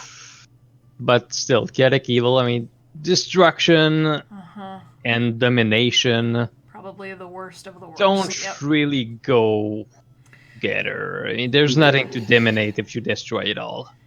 If you're going to meet with the council, you may want to share that info with them. Oh, yeah, that for sure. I do know that there is an active guard, continent guard, that's been established since the Chroma Conclave. That's smart. That may be something worth their time. So, okay. And they won't be so mad at us. Give them reason to not be mad at you, I suppose, or perhaps less mad. Right. We are Well, very charming. I'm just, one, not going to drink anymore. You Or sure? maybe drink more later. I'm not sure yet. I haven't decided. I'll come to that decision in a bit. Okay. I mean, I can leave you what's left of my pitcher if you want. If you think that'll Sure. help. Why not? What else did you guys Boink. want to do? Yeah, before you go meet with the council. Was there anything else? Well, still have to clean up. Okay. But Oh, right. Oh, And yeah. he just, like, prestidigitates. Like, just, like, you see, like, grime and stuff just... oh, hey, can you do that for me too? Me too, me too. Do me. Same way you Stretch my got, hands like, up the in the sand out of his scales and, like grit I and should stuff have learned that one. out between the scales and, like, glides away. And you get clean, and you get clean, and... Oh man. Anybody else? No? Okay. All right, so we'll move up in time. Yeah. Gilmore comes and finds you a few hours later, and he says, this way. And you guys walk into, he unlocks a door. He says, my little abode was a gift from the cousin. And you guys walk upstairs. It's a lovely little home. Nothing too flashy until you get to the second floor, where this is clearly his study. It's very Marquesian in style. So you guys get up here and you walk into the middle of a heated argument between a few people. No. There is a tall, yay. silver dragonborn woman who bears the symbol of Bahamut on her breastplate. Oh, She geez. has, she's ferocious looking. She is arguing with a bald, tattooed halfling man with extensive scarring on one half of his face. Salda Taldore, whom you know from sight, is also in the room, the wife of the former regent. And then Uric is also standing there. And it looks like this dragonborn woman and Uric are bitching at each other. Drake and great. Allura are standing off to the side, watching this, but also it looks like Allura is speaking to a small polished ball of kind of like a white-blue crystal. And the image in the crystal shows a man's face, and he's wearing a hood, but you can see his bright green eyes from here. And as you enter, they quickly vanish the crystal, and she nods at Drake, and Drake pulls out a piece of parchment and starts to scribble on it. And Gilmore opens the door for all of you, and you all walk in, and everybody turns to all of you. And we will break Aye. there. So let's take a break right before we get into Yeah. this. So we'll be back in a little bit. Hopefully about 10-15 minutes. Give us a little bit. I need tea desperately. I need some tea. My throat is killing me. So we'll be back in a little bit, guys. Thank you so much for watching. And don't forget, we're streaming for Extra Life today. Thanks again to everybody Yay. who's already donated. Yeah. For the kids.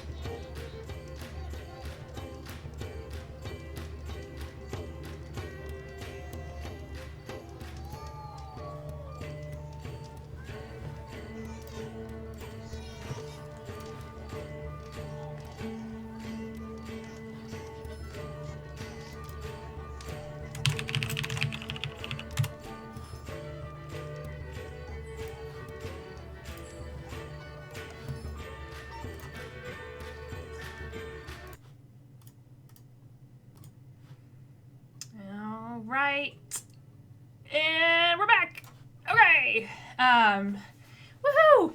Congrats again to... Sorry about that, guys. Apparently I was muted because I didn't pay attention. Too many buttons to hit on my end. Too many buttons. All the buttons. All the buttons. I was like, damn it, I knew I was forgetting something. Congrats again to our tabletop loot gift certificate winner at Ender07. We have already been in touch, so that should be headed your way momentarily. Woohoo! Congrats. Also, holy crap! Yay. $115 on the Extra Life game. Get us to 150. We'll do another giveaway. Get us to 200. Sorry. Volkar will create a custom bard song.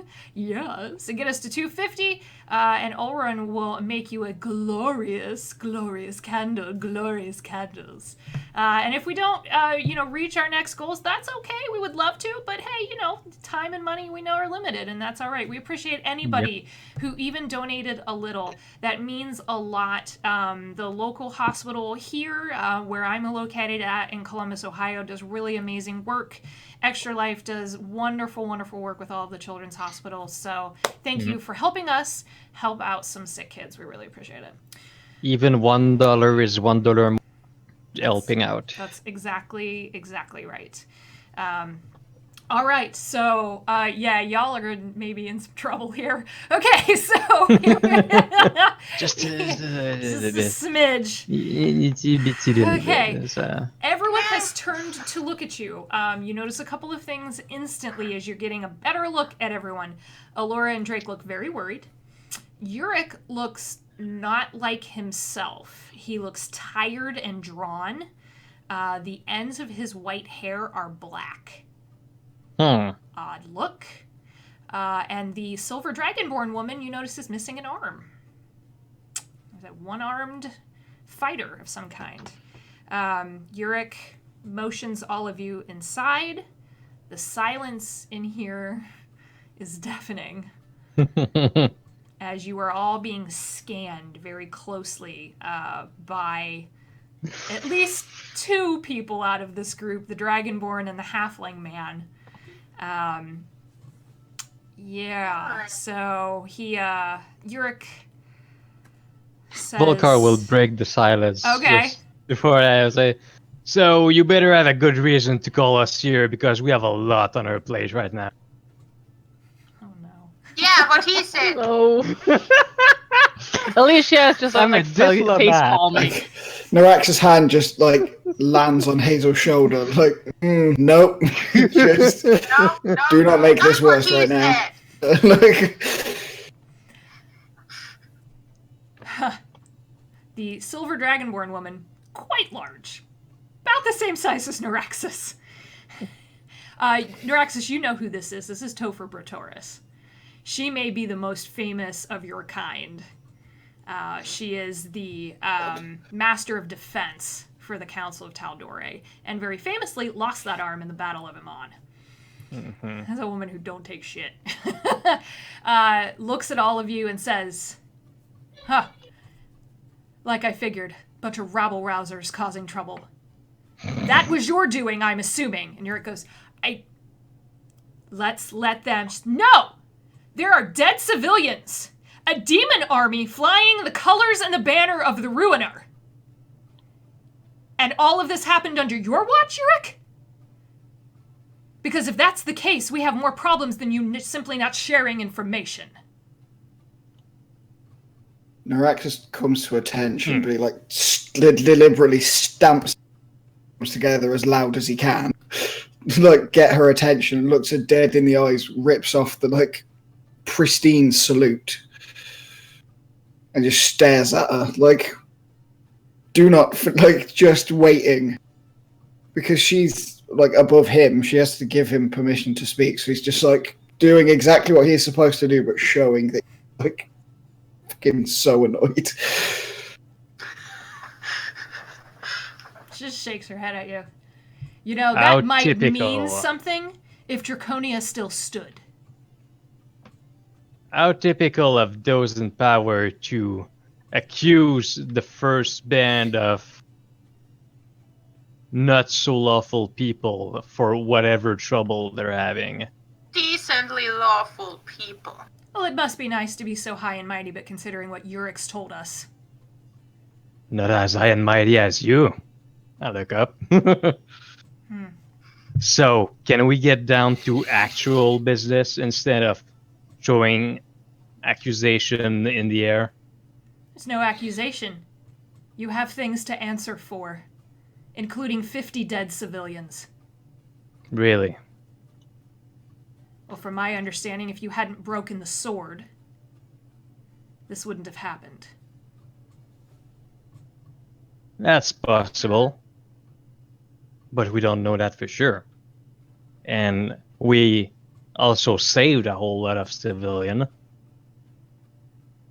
in 2 towns so far. And how do you answer for the destruction of Urin Village?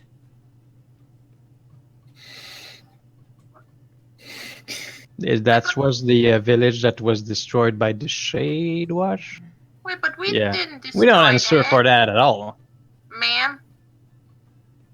As far as I'm concerned, you're all culpable. Well, as far as I'm concerned, you're full of shit. The only reason you're not in the brig right now Is because we do a lot more good out of there. Does anyone else have anything to say? Because I'm not listening to more of that bullshit. At this point, the halfling is actually going to physically step between you guys. I'm a diplomat. A little more, he's a little calmer. Most charismatic talk in our party right there. He's an interesting, especially Hazel. It's not like you've ever been immersed in halfling culture necessarily, but he certainly doesn't fit the standard, quote unquote, of what you would expect from a halfling. The burns on his face look like acid scars. He's got tattoos that wrap around the top of his head, around the sides, down into his collar. He's wearing what look to be rogue leathers.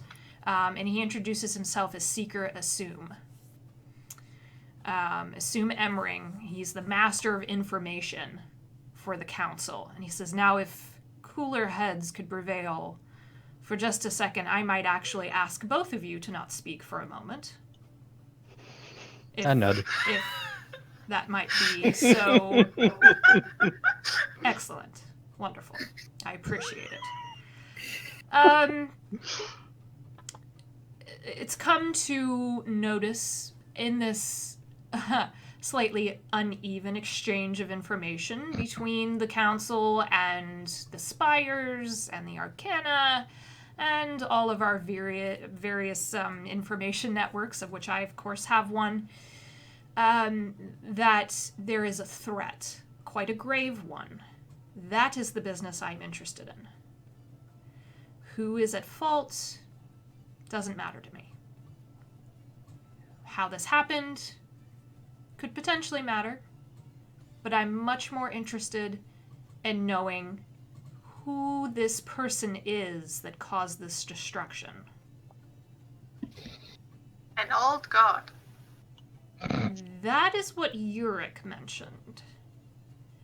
And I admit to having a little bit of problem wrapping my head around that, because our pantheon is established, the history of the world is established, so...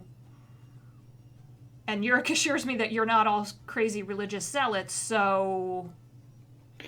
Permission to speak freely. He just looks at Topher. Topher has, at this point, just crossed her arms and is staring daggers at Volkar. Like, she just I'm not even looking at her anymore. I'm looking at Assume. Assume. Fixated on the mouthy dwarf. Like, she was Assume nods. Please, anything will help.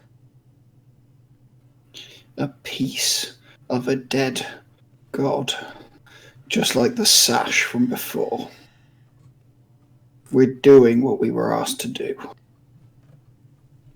And at that point, Uric is actually going to kind of come around to all of you and say, I did put them up to this. And they are doing what they were asked. None of us are divine. None of us can know the true consequences of something. We thought it was a bit of lost folklore. I made the mistake in underestimating, and I made the mistake of getting them involved. And I shouldn't have. So if we can move forward and try to deal with the entity, I don't even know what he is, to be honest. You say dead god, and I get... none of it makes any sense. If we can track him, and we can kill him, or get rid of him somehow, then perhaps we can stop the death of people, of civilians. This is Volkar being incredibly diplomatic Okay. and lifting his finger to speak. Asim says, if you can keep a civil tongue in your head. Sure. Good. Thank you.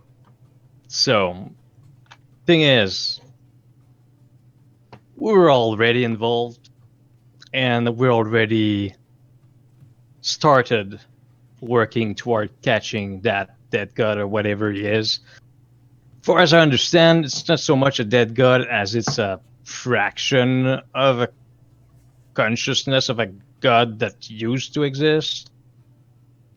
But whatever it is, it's clearly dangerous, and yeah, we've started making work toward tracking this guy and his allies.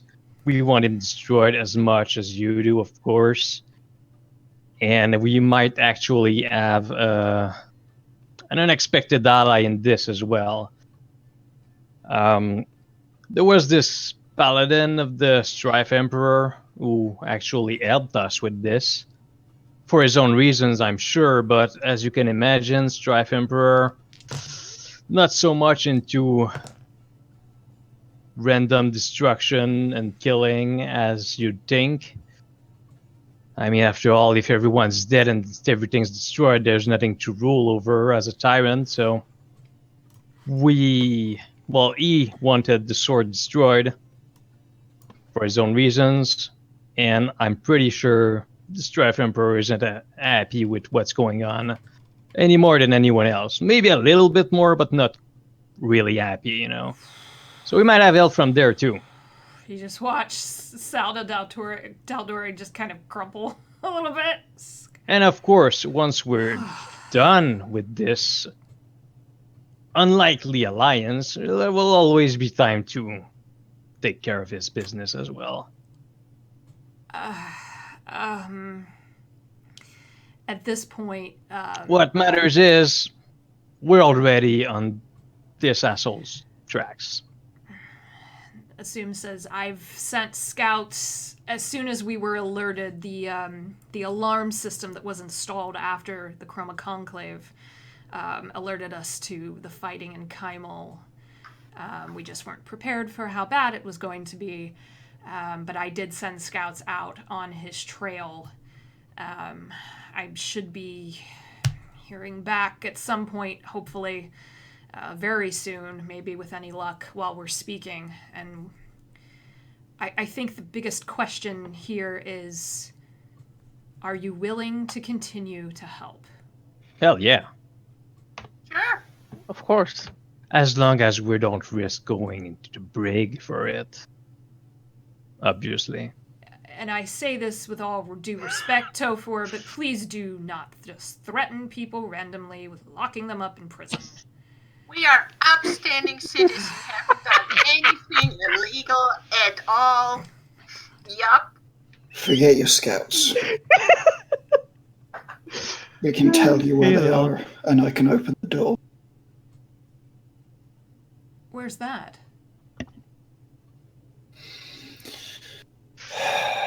Well, they might be there, but they have been there for sure. The tomb of the Red Knight.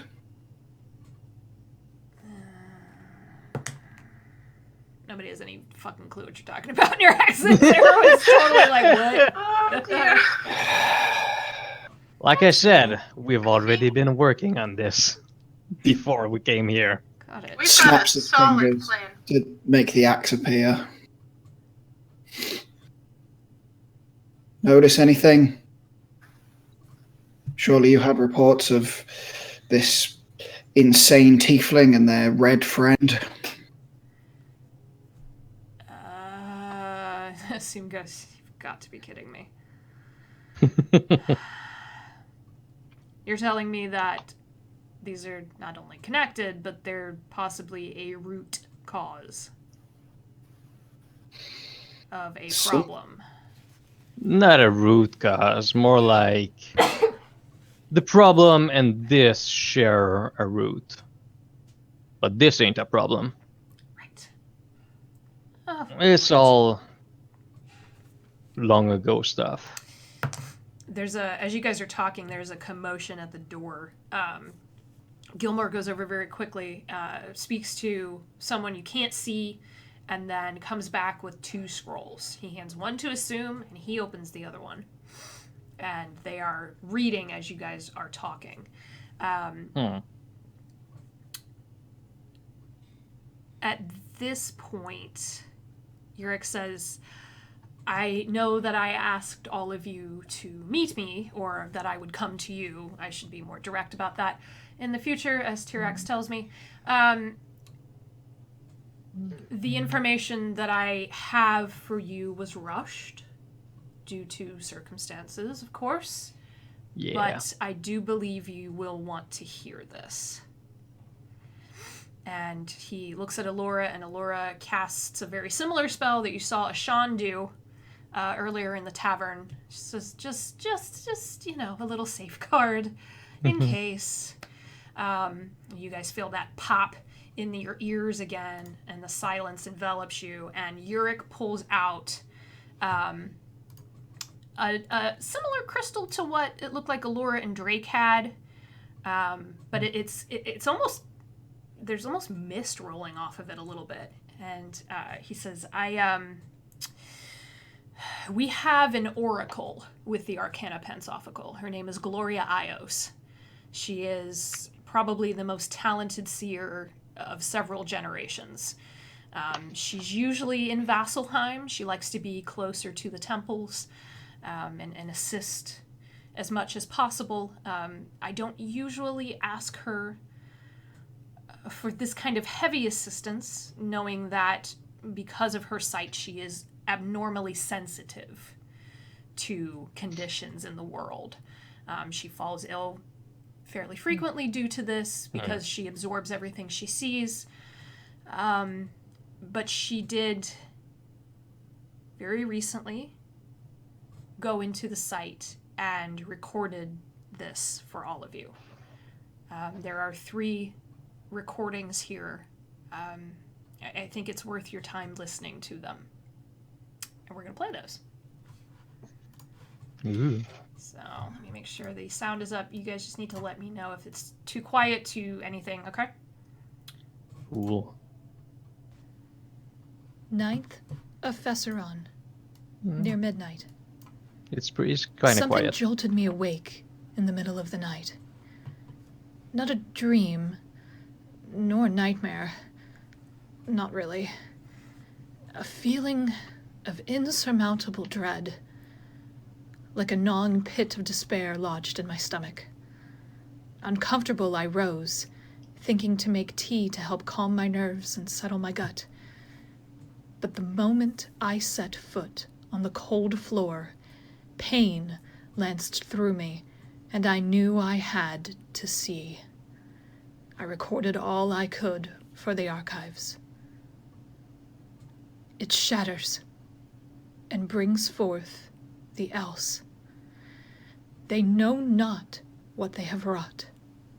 Oh, bitter son of chaos, you should be sleeping, tucked so far away from here. But by your command, they come.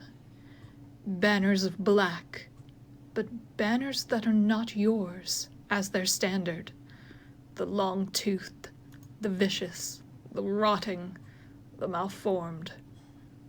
I fear what you will do, as we cannot hold your madness. We are not made for it. You command the armies of the Ruiner, loaned to you for a debt? As payment? As a bargain. Hard to say when it involves that evil Horde Master.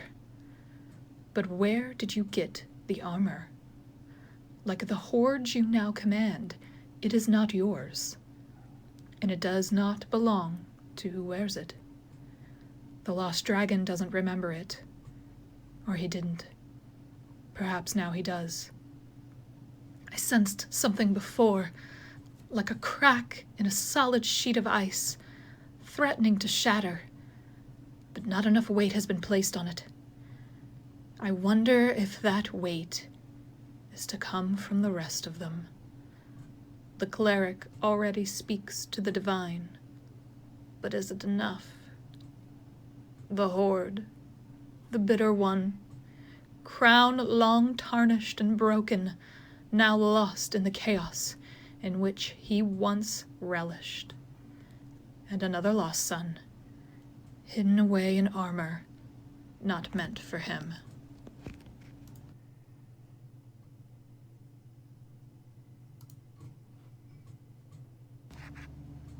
Tenth of Fesseron.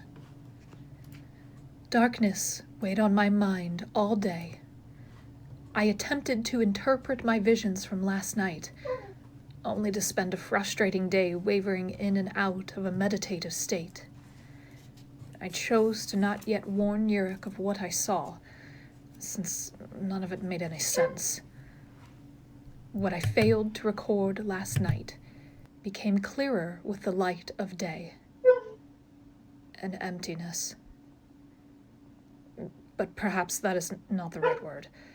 How do you contextualize something so profound, yet so terrifying? I will do my best.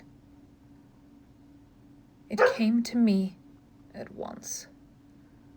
A void, as blank as a starless night, like the gaping maw of a kraken just waiting to devour.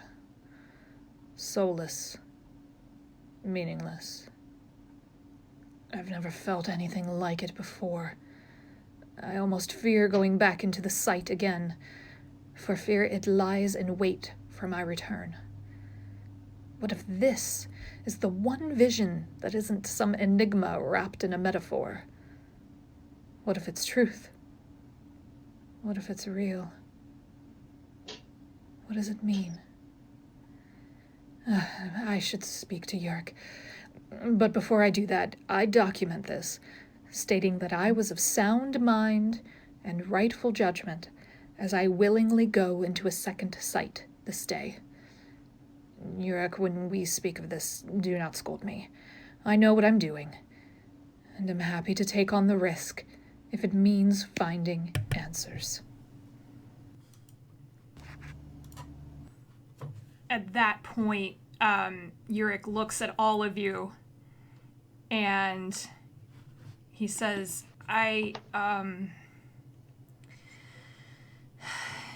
she's not supposed to do it more than once. It's a dangerous trip. Even once a day, it stretches her limits, but clearly she willingly did it. Well, she said so herself, so. I know, but anyways, the last one. And he looks very distraught at this point. Is she okay? 10th of Fesseron. Second sight. Something is not right. Like coming into a room you inhabit every day and knowing, but cannot prove that something was moved. I am certain something is not right in our world. The lingering feeling of dread I had yesterday has become unshakable truth. Unbidden, and yet unburdened by my choice, for it was a choice, Yurik, never doubt that, to attempt a second sight in a day's passing, I knew it was dangerous. but one does not become an oracle of my age and experience without knowing how to protect oneself. Danger aside, doubts aside, I cast myself into the sight once more. I fully expected to see that void again, and hoped for a glimmer of explanation, some inkling or clue to lead me to an answer. But it is not the void I saw the second time in the sight today. I saw another kind of emptiness. I smelled it first. Cold stone, must, disuse. And when I opened my sight eyes, I was standing in a throne room, imposing massive seats of gray and black granite, bearing down on me like eyes in the darkness. It was cold. Oh, almost painfully so. And my breath furled and echoed around me in that empty space. It was startling, that sound. It made my ears ring. And just as I adjusted to the strange sight of emptiness all around me, a feeling crept in.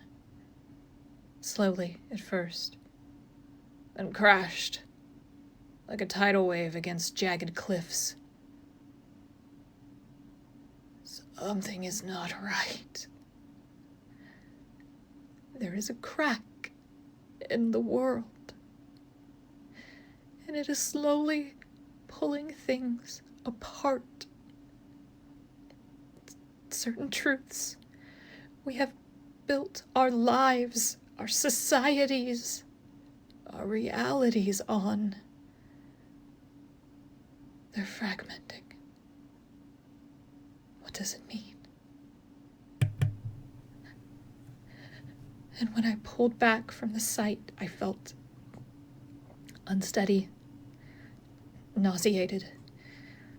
I attributed it to using the sight twice in one day. As I looked down, a black raven feather sat at my feet, and as I reached out for it, it burned.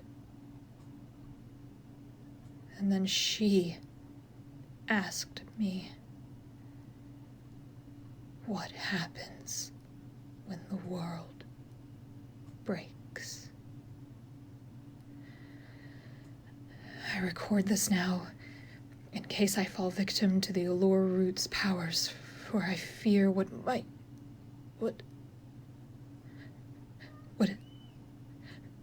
is that?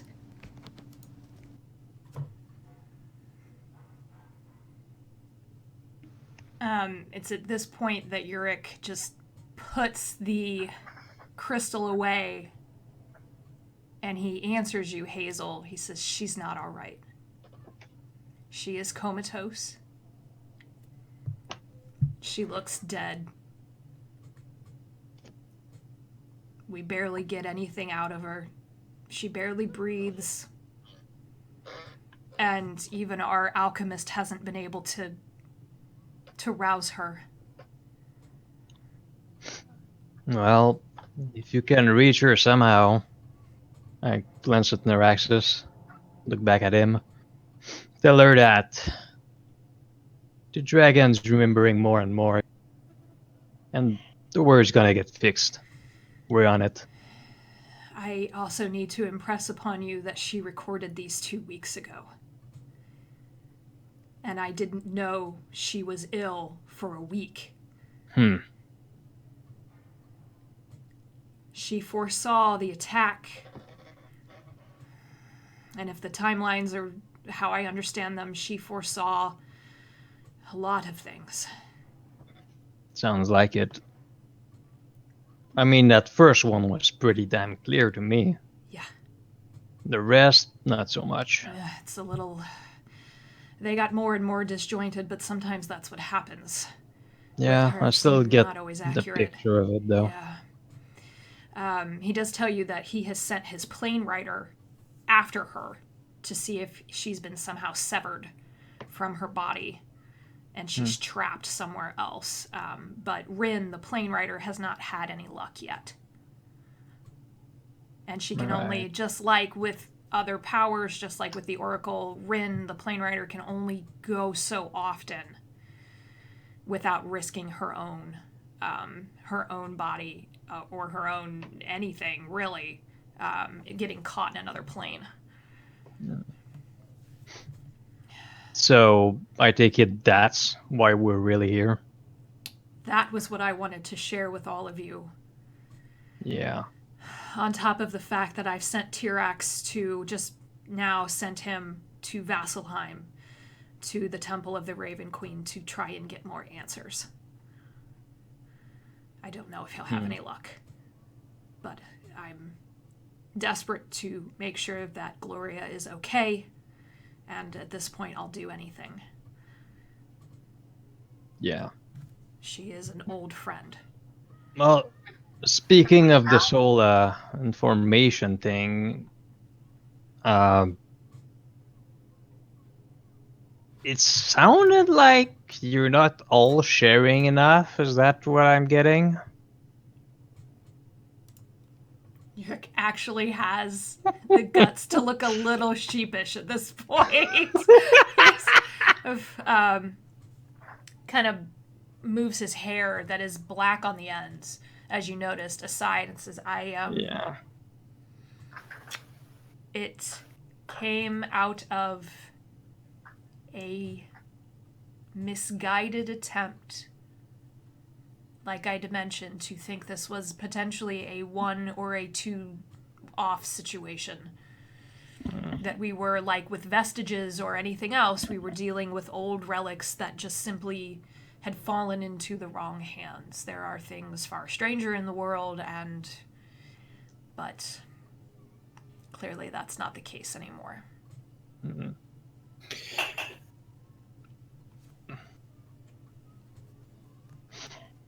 I mean, not to sound overly dramatic, but this is all way older than the vestiges.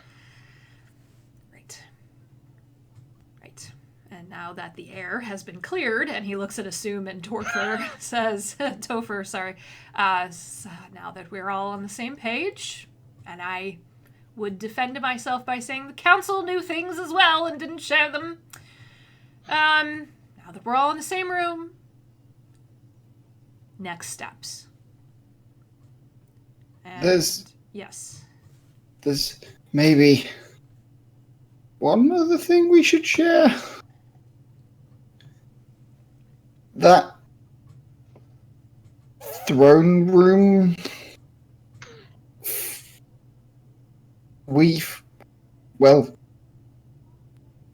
I've seen it.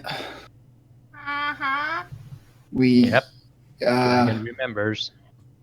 I think that's Oh, you're breaking up there, Alicia. You're going a bit robot on us. Yeah, she did. Oh no. Technical difficulties. No! Oh shit. Well, a couple of you have seen the room. Ulrin's seen it. Neuraxis has seen it. Now, the Oracle's seen it. Alicia saw it when she read my mind. And yes, and Alicia saw it, yep. And And you're the only one who spoke to someone there. Neuraxis. yeah, that's the bit I was getting to. Okay. Elijah, come back. I'm here. It's just We lost our wizard.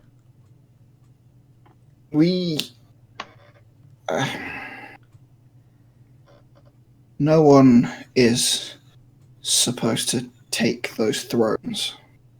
There. From what I was told, what I could work out, it's the seats of the old gods. If someone installed themselves on it, can't imagine that would go well for the new one. Yeah, that might be what the whole world breaking is about. Someone also told us the seat of the gods must remain empty. I don't remember who it was. Yeah. That's the thing. Fabiana Delacrane's ghostly passenger, yeah. Whom you think have killed completely. We probably did. Yeah, it's been lit on fire, so hopefully. Who knows how many more of there are of her? Don't know. Yeah. Okay. With that, Topher's actually going to step up, and you see her kind of grab at the holy symbol around her neck, and it is of the Platinum Dragon, and she just says, "That's in all of my years of study, I've never heard of such a thing. The gods don't." I'm sorry, this is difficult to process. So, on the assumption that can't believe I'm even saying this, on the assumption that there was a set of gods before the ones who supposedly made the world, they ruled from a seat of power. Is this a location, or is it something you've seen? This is very hard, hard to process. The same throne room she saw. I stood in it and spoke to, I guess, the first owner of the axe and a servant of the same god that gave me these. He just swooshes. Fuck. Okay. Like, if you've got to convince the gonna big paladin that the world, her god is screwed up, you're gonna need something pretty good. I'm gonna look at Topher for the first time since the whole the whole arguing at the start, and I'm gonna be like, look, even we are not fully accepting all that, so it's okay. But the way I see it, it seems that maybe like the world as we know it wasn't always like this. Like the world was different before with other gods, and then whatever the hell's happened. And yeah, I guess it's like a kingdom, you know. The last king of Taldore died, and then now there's a council. Imagine the same thing with gods. I don't see why that couldn't have happened. And we mortals are not. We don't need to know any of that. Like, why would we know any of that? The only reason that we know there's something up is because it's now coming back. Apparently. She looks totally stymied by this. She just, like, you're basically telling her that everything she knew is not wrong, just different. It's just, like, especially for a warrior of the faith.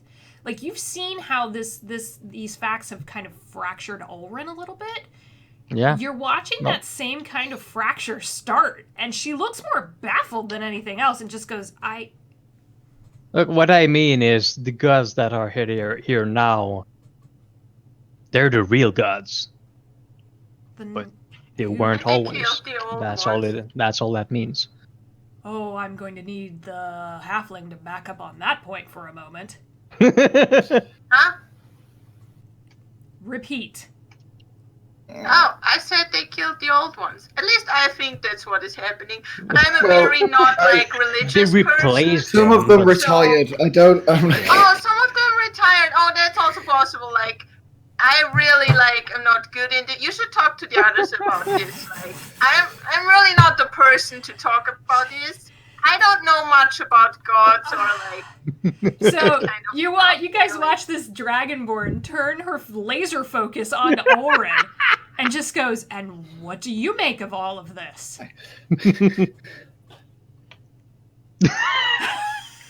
I think you're still where you're at right now. I'm not much further where you are. Okay. Look, it doesn't change anything about anyone's fate. Okay, it just means that there was something before. Yeah. That's all it Good means. reason to That's kill it. them. That doesn't mean the new gods are bad or something. Okay. I mean, Here's And enough with the god killing. Yeah. I Enough think the with- king analogy was the best. Let's here's Yeah. what I'm going. Here's Alright. what I'm going to do because, right, I'm going to do my job. I'm going to send the elite guard out.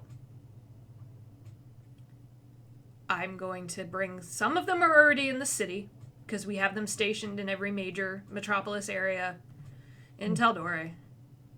I'm going to have them calm the population. And we're going to, with Assume, start gathering intel. Anything you know that could be useful. Yeah, Please. and obviously, this whole old gods thing, like we're telling you this in the spirit of sharing information, right? No one needs to know about that. Obviously.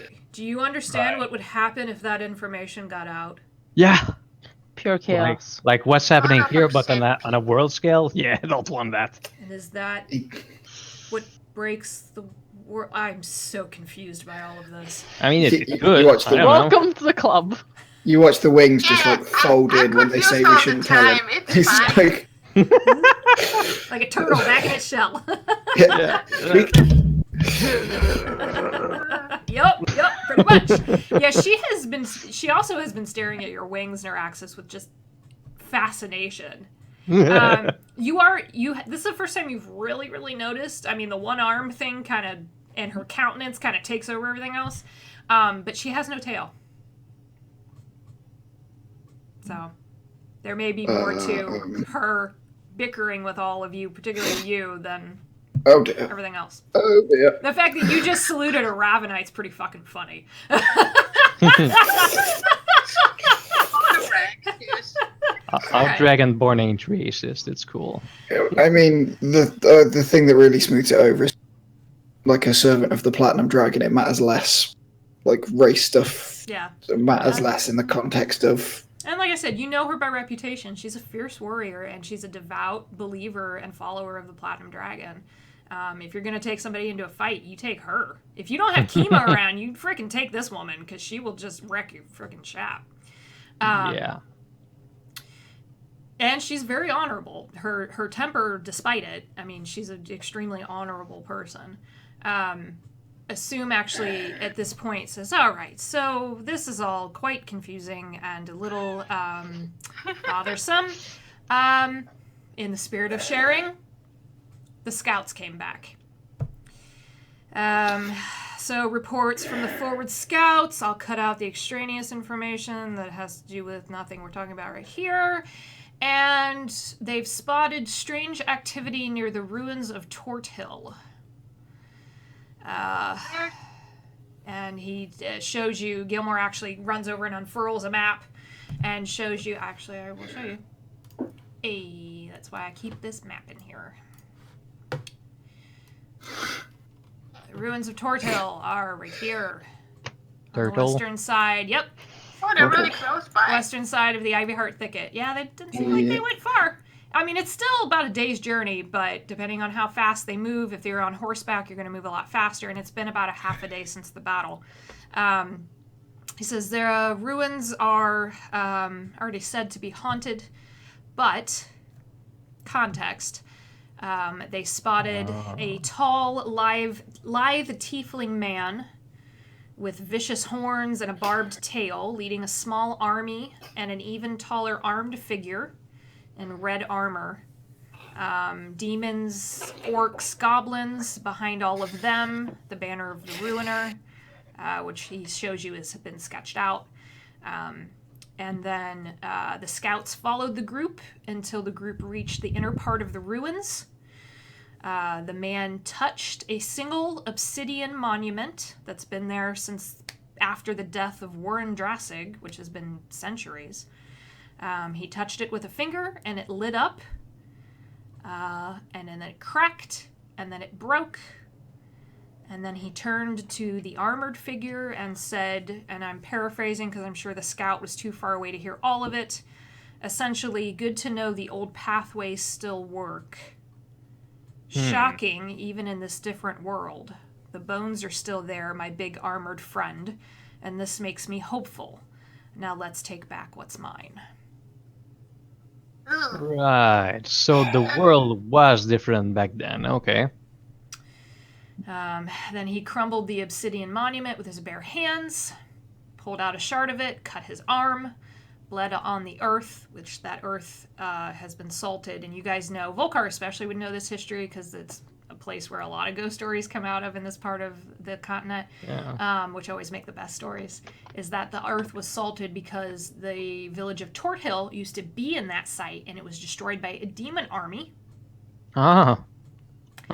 back in the days of Warren Drassig, who was an evil king before the Right. reign of the Taldores. And he's the one who often would bring, blood and chaos to the world. He bled, this guy, the tiefling, which you assume is Camian, bled on the salted earth. The ground shook, then opened up. And the man, the armored figure, and the demons and orcs and goblins followed him down, and then the earth closed up. Mist rolled in, obscuring the area. The scouts got out, but the last one who stayed behind the longest saw the ground solidified over. Something that shouldn't have happened because the ground is salted, which means it should be immune to magic. She inspected the area, and anyone just walking by would have never known what had happened. There was no trace.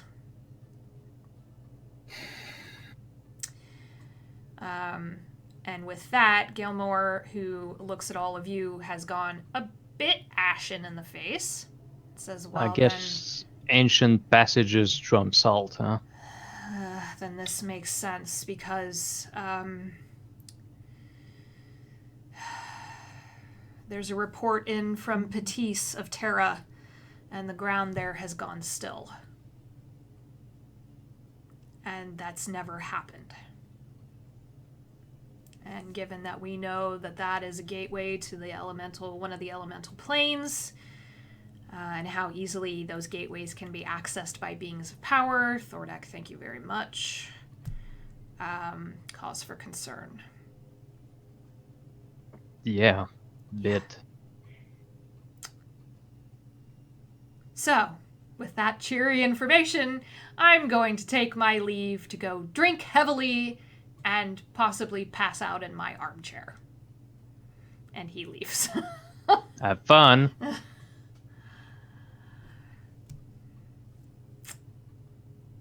So what the hell do you think is what's his that he's going after? World. I mean, that's a little ambitious. Is it? Another of the old Well, yeah, I mean, he's artifacts, just a maybe? fraction of gutted immortal body. The more he gets, if he can get back on that throne, I can only Yeah. assume he'll be Is that how it works? whole again. I mean, Okay. what finding more of these things have done to all of us. Hazel's form, Ulrin's visions, this. I just know that guy's a Yeah. jerk face. So that's why I think we should not let him get anything. Oh yeah, we're killing him, that's for sure. But knowing the enemy's motives always helps. We need an Also, army. we might Have not we- be going after an entire army just by ourselves. That's a bit much, maybe. Sounds fun, but a bit They're much. not going to be alone, I can guarantee you that. Topher has actually spoken up again. She says, I'm activating the entire elite guard. They're spread thin, we're still recruiting. But would you be willing to go to the ruins? Well, yeah. You are all the closest to this. I mean, we're already involved. The only thing is, yeah, there might be a lot of orcs and demons in the way, is all I'm saying. I'll send the guard, those I can spare with you on the road. I don't know if we'll be able to open that door. And maybe the goal Sure you will. isn't opening it, but perhaps figuring out where he's going. If there's anything there, you all stand a better chance than any of us. That happened to Yurik, and Yurik goes, right. Messing with the sash had consequences. Yeah, see, that's part of why I was Oh, the thing with your hair. all willing to destroy that sword rather than, bring it here or wherever. And I admit to being angry when I found out initially, and then I began to get some context and understood. So I applaud you all in particular for that judgment, because it's impossible to know. It's impossible to know consequences. But now that we know these items are, maybe they're all capable of that. I don't know. But maybe we should operate under the assumption they are. Do any of you have an idea of what other ones are in the world still and where they are? In terms of these old relics. gods or in terms of relics? The relics. I think there's a book in Dagger Bay, yeah. if I remember correctly. Something in the Underdark. Yep, that Okay. too. The Is- hall? It's on the ocean somewhere. In the ocean, or Uh, I'm sorry. there's a Um, ship, we think. A ship Oh, Yeah, ghost ship. Yeah, the ghost ship. with a woman. Ghost pirate ship. interesting. That would be my guess. Yeah. Undead, ghosts, a crazed, powerful captain that tried to steal relics that weren't for her. And Did you're my not little supposed purple buddy to- actually add like any item of this sort, or is he just The scroll. Yeah, there? he told you about a Oh, yeah. powerful scroll. Oh yeah, scroll. Where was it? The freaking scroll? Make an intelligence check for me. Oh Volkar. god. Do I Actually, remember what I that will fucking let scroll I was? will let everybody do that. I think I wrote it down somewhere, but This fucking dice. Nope. No. No. no. No. Oh, 17. Okay. Oh, I don't have it. 18 total. Oh, shit. Alicia's not having a good day. I got a 7. No. Okay. All right, guys. Ah. It's okay, keep the good rolls for combat. Ulrin and Neuraxis. Okay. You do recall Volkar's little buddy, as he calls him.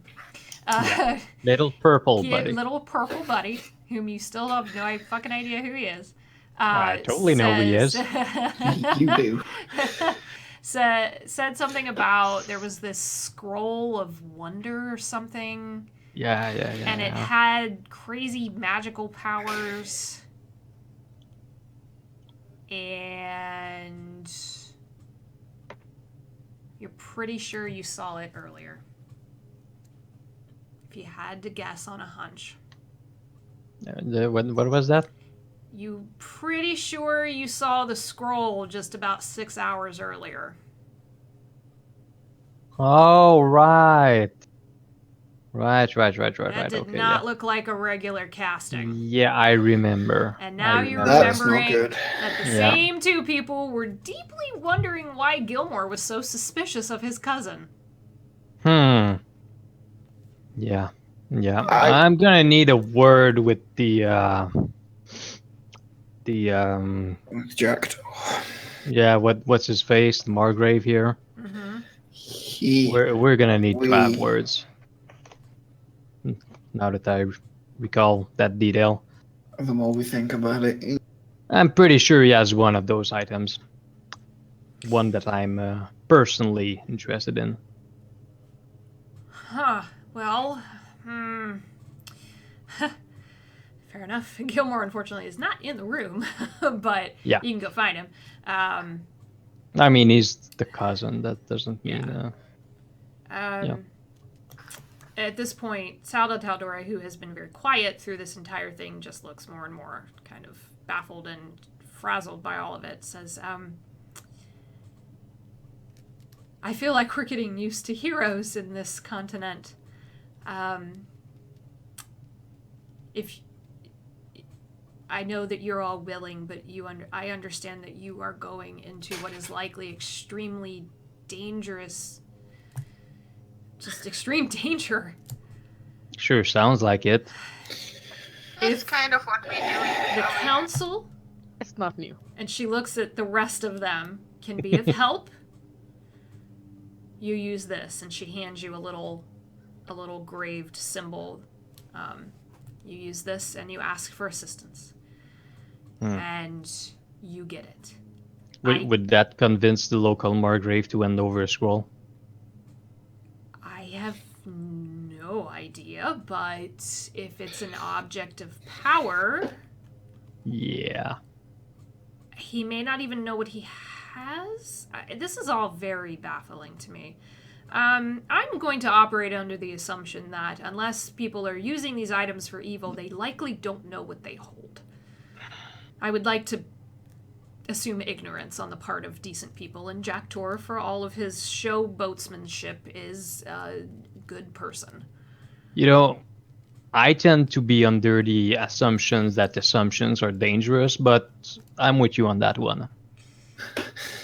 He's done a lot for... He may not want a formal seat on the council. We've gotten away from putting rulers on the council, so to speak. I only hold a kind of just a title more than anything else. But ask for assistance when you need it, and we will send our best. I will not have more people die if we can help it.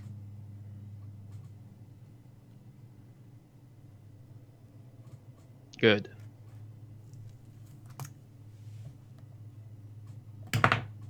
You have a bearing. Good idea. Allura can get you to the ruins, or close. Yeah. Assume has sent word for his remaining scouts in the area to follow all of you and keep an eye out.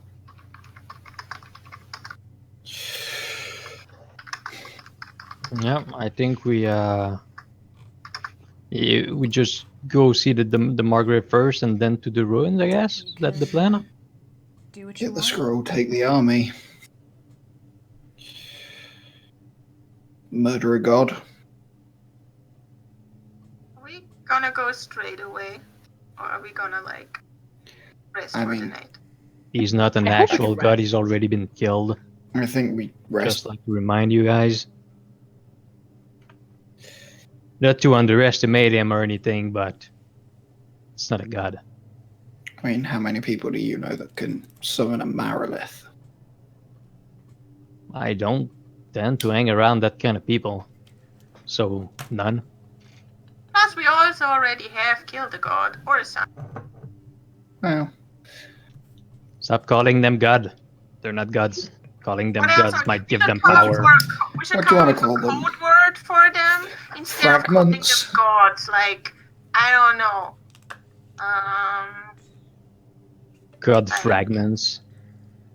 I don't know. Cupcake sellers or something like that. I'm not sure. I usually always end up on sweets, but like maybe someone has a better idea. splinters. That's a good Yeah. one. Splinters. Little pieces I like that. wedged somewhere they're not. I like it. I like that splinters because you get splinters in your fingers or what, it's super annoying. Chocolate splinters. What do you guys want to do?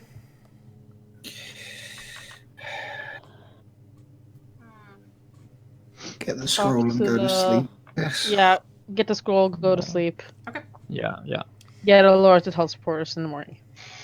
Yeah. She can Maybe easily we can do drink that. some tea too before we sleep. Yes, please. Before we leave the room, Mhm. I'm gonna offer my end to Tofor. She nods and takes it and says, You're all right. yeah, same. Yeah. Yeah. I'll also want to. The scar of the conclave is still pretty raw for some of us. So another threat is, it's easy to throw accusations around. Yeah. I know. I also wanted to. I forgot the name, but the person who told about the oracle, whose friend it was. Oh, that's Urik's oracle. Okay. I just want to go over and say, I hope your friend gets better soon.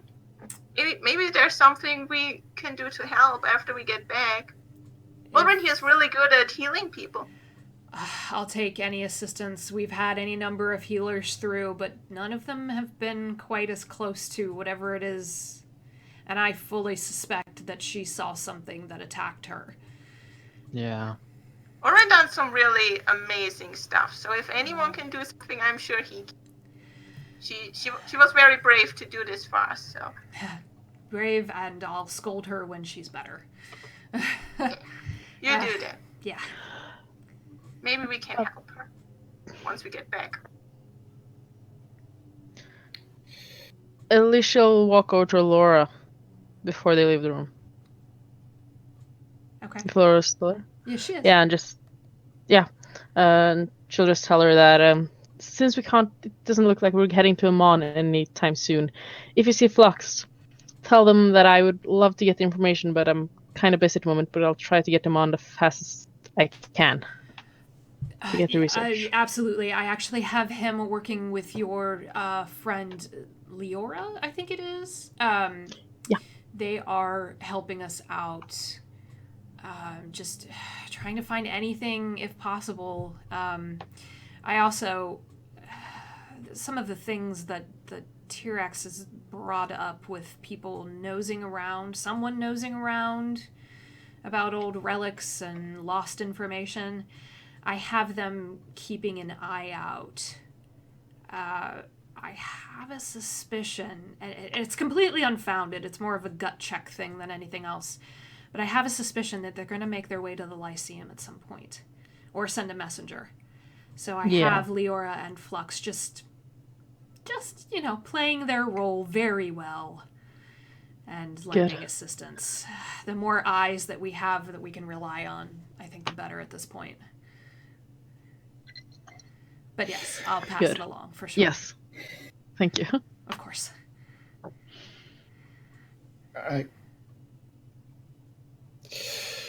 Where are we going to go? Back to where we put the cookie cabin door down an alleyway, or? We got a room. Yeah, we got a suite. You guys have a suite. It might not smell like cookies, but we got it.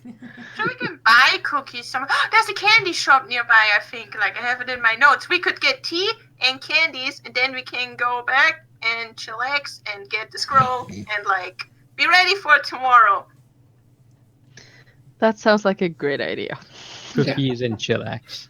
Yeah. I'll meet you there. Just steps off the balcony and flies away. Alexis, your wings don't actually work! Remember, No, but I have you the can't spell fly. now. Oh. Alright, the thing he did, and then all the crowd kept staring at him. Oh yeah, I forget it. He's gonna be fine. You guys see him kind of start to fall and then swoops back up as he casts fly. Like, oh god! Don't attract any attention again. And remember, if they see you, just tell them you're part of the Bards of the Thunderdome and you're like out like making advertisement for us. So like That's actually a pretty good name for a band. all I right. like it. I think he just like stays high up, but it's just getting away from all like everyone panicking and all the stress and all the responsibilities. It's like, nope, I'm out. The dwarves drink. Noraxis flies around the city a little bit. Everyone has their coping methods. Yeah. Yep. I don't know how to deal with a stressful situation. And away! Okay. So you guys are all going to meet back Volcar, because you have a vested interest in this whole Margrave situation. What do you want to do? Yeah. Well, I want to go see him. Like, Okay. knock, knock. Who was there? It's me. The person who needs your skull. Okay, bye. Thanks. Gilmore can help you with that. His cousin prefers the Maiden's Wish. Or I take that back. His cousin prefers... Yeah, I think that's the one. Prefers to stay there. It's kind of his favorite place out of the 3 casinos that he owns. Says and he tells you if you go to there's 2 back doors on the building, and if you knock on the right one, and he says just flash this, and he hands you basically the D&D equivalent of a business card for Gilmore's Glorious Goods, and says just Oh my wave god. this, say I sent you. I really don't want to talk to him right now because Why, you guys had a fight or something? he's playing with things he doesn't understand. Well, yeah, that's exactly what I'm after. Yeah, he's playing. I can't tell you he's gonna give it to you. I can almost bet you he won't. But I'm also gonna ask you to not hit my cousin, because even though he drives me nuts, please don't kill my family member. You drive a hard bargain there. I know, right? Speak his language. I mean, we're obviously not gonna kill I him. don't know if he'll. I don't know what he's gonna do. I don't even know where he got this thing. I don't know what this thing is. Yeah, But he is not magically inclined. right. So he shouldn't be Wait, he's able not? to use it. No, not at all. So that dragon illusion thing was entirely from the scroll? That would be my assumption. Holy shit. That's That was good. badass. Alright. But if I had to guess what I know about him, he's got it locked away in the vault somewhere. Yeah. And do me one other favor. Do not talk with Prudence in the room. I don't trust her. I've never liked her. Oh. She's always struck me as power hungry. I can't get him to give her up. Can I hit her? I wouldn't recommend it for your health. Okay. Just making sure. As much I'd like as to I know would who I can and cannot like hit. to see her knock down a peg or 4, she's more than she lets on. Right. And considering she's from the Mardoon bloodline, I don't trust her a fucking bit. Alright. Okay. You got it. Thank you. He goes back to just like drinking straight out of a wine bottle. Gods, I hate this shit. Just leans back in his chair. Do you want any of us to come with you, Walcott? Well, we might as well all go, emphasize the importance of the situation and all that. Yeah. Once Norexus is done with his de-stressing flight. His joyride. Does he even know how to fly yet? That's what's distressing me. I think his wings still don't work, but I think he has a spell now or Yeah. something. Alright. The spell works, the wings are for sure. Like, in theory, I could not bother, but it would feel weird not to. We could get some tea and candy now while Norexus is still flying, and then we can all go together to get the scroll. I mean, it only lasts 10 minutes. It was just because I was definitely going to beat you there. If you've got to, like, have conversations and walk all the way back down and he can just dive. Then I'm definitely getting there. I imagine after 10 minutes he's like, oh shit. Yeah, he Oh just no, like, oh no, oh no, oh no. Straight through Norexus is someone's back. roof. Just, I will say, Naraxis, as you're doing the scan of the city, you're watching the cleanup in process. There are a lot of buildings that were either partially or completely burned down, and they're scattered throughout the city. You do see a pretty large contingent of city guard, Kymal guard, outside another business quarter. It seems like they're trying to help the business owners either put timber back up or just try to repiece their buildings back together. The one building that survived in this area looks to be some kind of a blacksmith shop. It has a huge forge out back. And you can't tell from how high up you are, but it looks like there's some assistance being lent there as well. So people are pitching in. Cool. For all people talk about how grimy the city is, it looks like they've banded together. So. Okay, so where do you want to go? To the candy store and the tea shop. Candy store? Okay. And remember, you guys arrived in the middle of a festival, so a lot of people were out when the attack happened, which probably increased casualties. You guys go a couple of blocks over from where Gilmore's home is back to the middle of town, and you land in a store with a bright red sign out front that says the confectionery.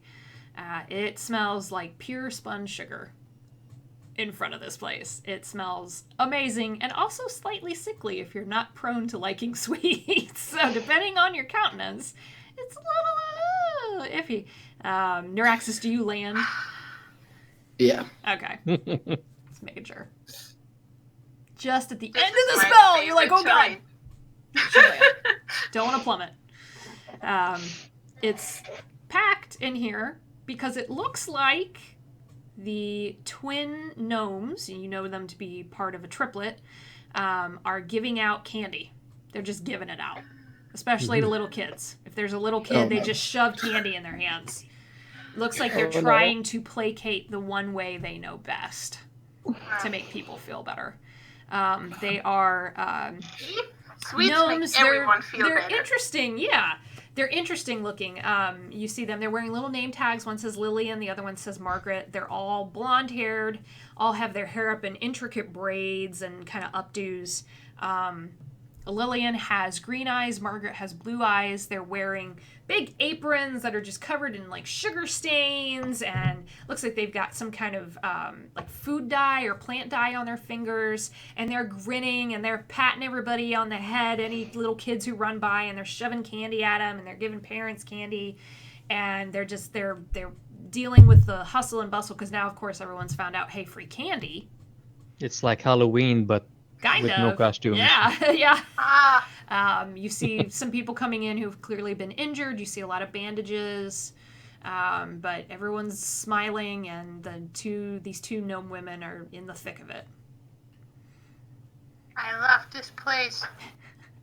Now I feel actually also kind of bad if I take some free candy because Oh, it should go to the people who've like suffered from the attack. I mean, I have lots of sweet candy. there are still bins on the shelves. You Bins just- suffered. You took damage. You did.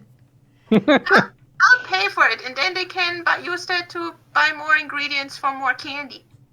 Okay. True. I mean, Alright. the gnome women see you guys come in and grin and give you little samples, and there are lots of really wonderful just bins full of bright colors, and every piece of candy, a lot of it, Hazel, you've never seen before. There are strange things that as you walk by the bin, it pops or makes a little wee sound. Or there's little candy figures, little candy animals that walk and move. It's like being in the candy store from Harry Potter. And you walk by all this stuff that makes a little firework or, draws a little heart in the air or just all kinds of stuff happening. It looks like there's some enchanted fun things going on. The one sister, Margaret, with the blue eyes, she starts to pull, looks like a set of tinkerer's glasses down over her eyes as she goes back behind the counter and is affixing another tray of freebies for people. I think Hazel has started to hyperventilate at this point. Alicia, I'll just like pat Hazel on the back, like, it's fine. We're gonna find you candy. I never want to leave here again. Screw this adventuring crap. Just We stay kinda have here. Everyone will be I know. Unfortunately, we literally tomorrow, so Yep. Yeah, I mean, you can ask, Okay. you can try something. Up to you. I guess I have to just try to get as much as I can, like not like buying them clean or anything, just like taking something out of every jar, kind of, until I have like this, and then I Yeah. like want to go up to the counter and like pay for it. You can fill up little bags. If you want to do the, and actually one of the other gnome woman, Lillian, stops you when she sees you doing this, and she says, "Oh, if you want the sample pack, I'll just give you the sample pack. It's the same kind of thing. It just gives you one of everything." Oh, I'll take it. Okay. How much is it? I think she wants more than one of everything. Oh, well, I just usually, I can always tell a sweets lover. I mean, you know. But, Right. but yeah, there's a sample pack, and she actually shows you a box and opens the lid, and it's just, oh, Hazel. Oh, Hazel. It's amazing. It is glorious. And she says they don't activate their special little, powers until you touch them. So I'm not going to do that because I don't want to burn the little enchantment on them. But they're fun, and yeah, there's plenty in here. There's 50 pieces in the box. This is my favorite terrain. I should get +10 on every roll in here. Alicia will mumble in Gnomish that 50 pieces, that will hold for like 10 minutes. But like in Gnomish, so in Gnomish, Hazel doesn't hear okay. it. The Margaret, Lillian actually just kind of goes. Sorry, I had something in my throat there for a second. And says back to you in Gnomish, she can always come back for more. And we have I'll take it. And then in common, she says, and we have a little rewards program so that if you continue to buy, then you get a free sample pack once you've bought, I think it's 100 gold worth of candy. Here you go. I hand her 30 pieces of gold, and I take a sample bag. This is for the start. Oh, Candy loyalty cards. Oh god. Wait a sec. Hold on. Wait. These are only Thank 10. you. These are only 10 gold. You need 2 more. Oh, that's okay. Use the rest of the money to make more candy for these people. That's fine. Keep the rest. Yeah, it's for the kids. The sisters just look at each other. And go, "Oh, You do an amazing job here. Like you I would say you do God's work, but that is kind of a touchy subject at the moment. So like you're doing an amazing job here. Keep doing what you're doing, and yeah, just buy more ingredients to make more candy." You watch the sisters kind of exchange a look, and then in Gnomish, Alicia, the other one, Margaret, who's come up around you guys at this point after another batch of kids has come and gone, she says, is she serious? Alicia må back, say back in Gnomish, she's totally serious. Oh, well, in that case, and in common, she says, "Free candy for everybody!" Yeah! Empty the store!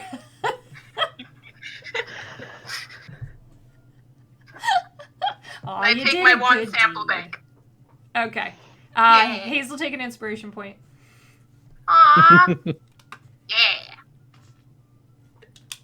Oh, Let's get man. some tea, and then we open this bag of candy with the tea. It's across the street. The Ivy and Thistle is across the street. Let me see if I can remove you guys to that. I gotta grab the right thing here. I really need to learn how to not have so many screens. Okay. So, you guys start to go over there. And it's definitely a tea shop, but it looks like they serve little finger foods as well. Also bustling, because it looks like the other triplet. What is her name? I need to find it. Finger foods. Mm-hmm. Are chicken wings considered finger foods? Sure. Cool. Yeah, why not? Run by Ivy is her name. I should have realized that. Is inside. She is running around with 2 other people who are dressed in kind of like waiter's garb. They have aprons, and it looks like they have, permanent, basically, tea stains on their cuffs as they're just passing out saucers, picking up plates. I mean, they're a well-oiled machine in this place. It's a beautiful little building. Every wall is a living wall. They grow their own tea plants here, and so they pull it right off the wall when they want to brew. And every wall has little sections that are labeled with the little like herb labels that have different types of tea on it. You guys are flashing back as you're walking into the Jade Cup, where you guys first ever had an adventure in Ank'Harel. Except this place isn't as steamy. It's warm in here, but it's not overly so. You don't have that additional heat from the desert creeping in, which, it always baffled you guys. Like, why are people drinking tea in the middle of the desert? What's going on? It's much more quiet in here. People are at their tables, they're reading, they're conversing, or they're just staring. You've got that 1,000-yard stare going on in some of these folks who've just lived through this atrocity. Ivy is a little different from her sisters. There's an air of serenity around her. And Alicia, you would be a best judge of this. They're a little bit older than you. Not by a lot. Maybe 5 or 6 years if you had to guess, considering how long gnomes live. So the fact that they've built such a good reputation and a steady couple of businesses, I should say, and they're this young is really impressive. Maybe slightly terrifying with what they will do when they get older. But she greets you all with a smile. There's one empty table in the corner. You see the human and the half-elf, the other two waiters. The half-elf comes over to you and bows and says, yes, how may I be of assistance? I think Murdoch said the peppermint tea was really good. Yeah. Peppermint tea was recommended to us. He is quite the good customer of that. He buys quite a bit of it. Poor man, he has a constant cough. It feels like that's the only thing. Anyways. Yes, absolutely. Anything else for anyone? We have a lovely oolong. We have black tea. I have a rose hip tea. Anything? I'm good. I'll take a peppermint. Wonderful, wonderful. And what about the other gentleman? I'm fine. I guess I'll have a chai. Oh, definitely, absolutely. Easy or heavy on the chai spice on that one? Let's do heavy. Okay, we can do that for sure. That's my favorite kind, by the way. And he bustles off. And a few minutes pass, and then brings out a big pot of peppermint tea and then a little pot of chai tea. All of the porcelain here is clearly well loved. There are little chips in all of it. None of it matches. It's endearingly charming. And odd to be in a place that's so calm and quiet after everything that's happened. It's a moment. Yeah. So you have your moments. Is there anything you guys want to do? Or you can stare at the wall. I'm staring at the wall. Staring at the wall is a legit thing to do. I think I'll try and pull Ulrin to one side. Lots of thinking and staring at the wall. Ulrin, I know this is a lot to deal with you and the gods and the splinters and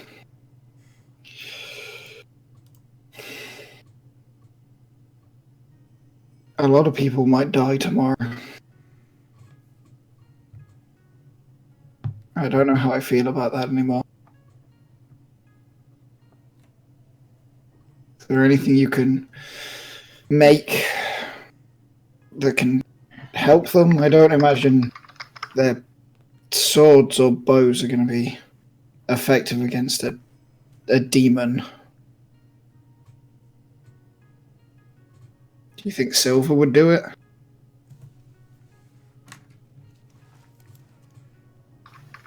I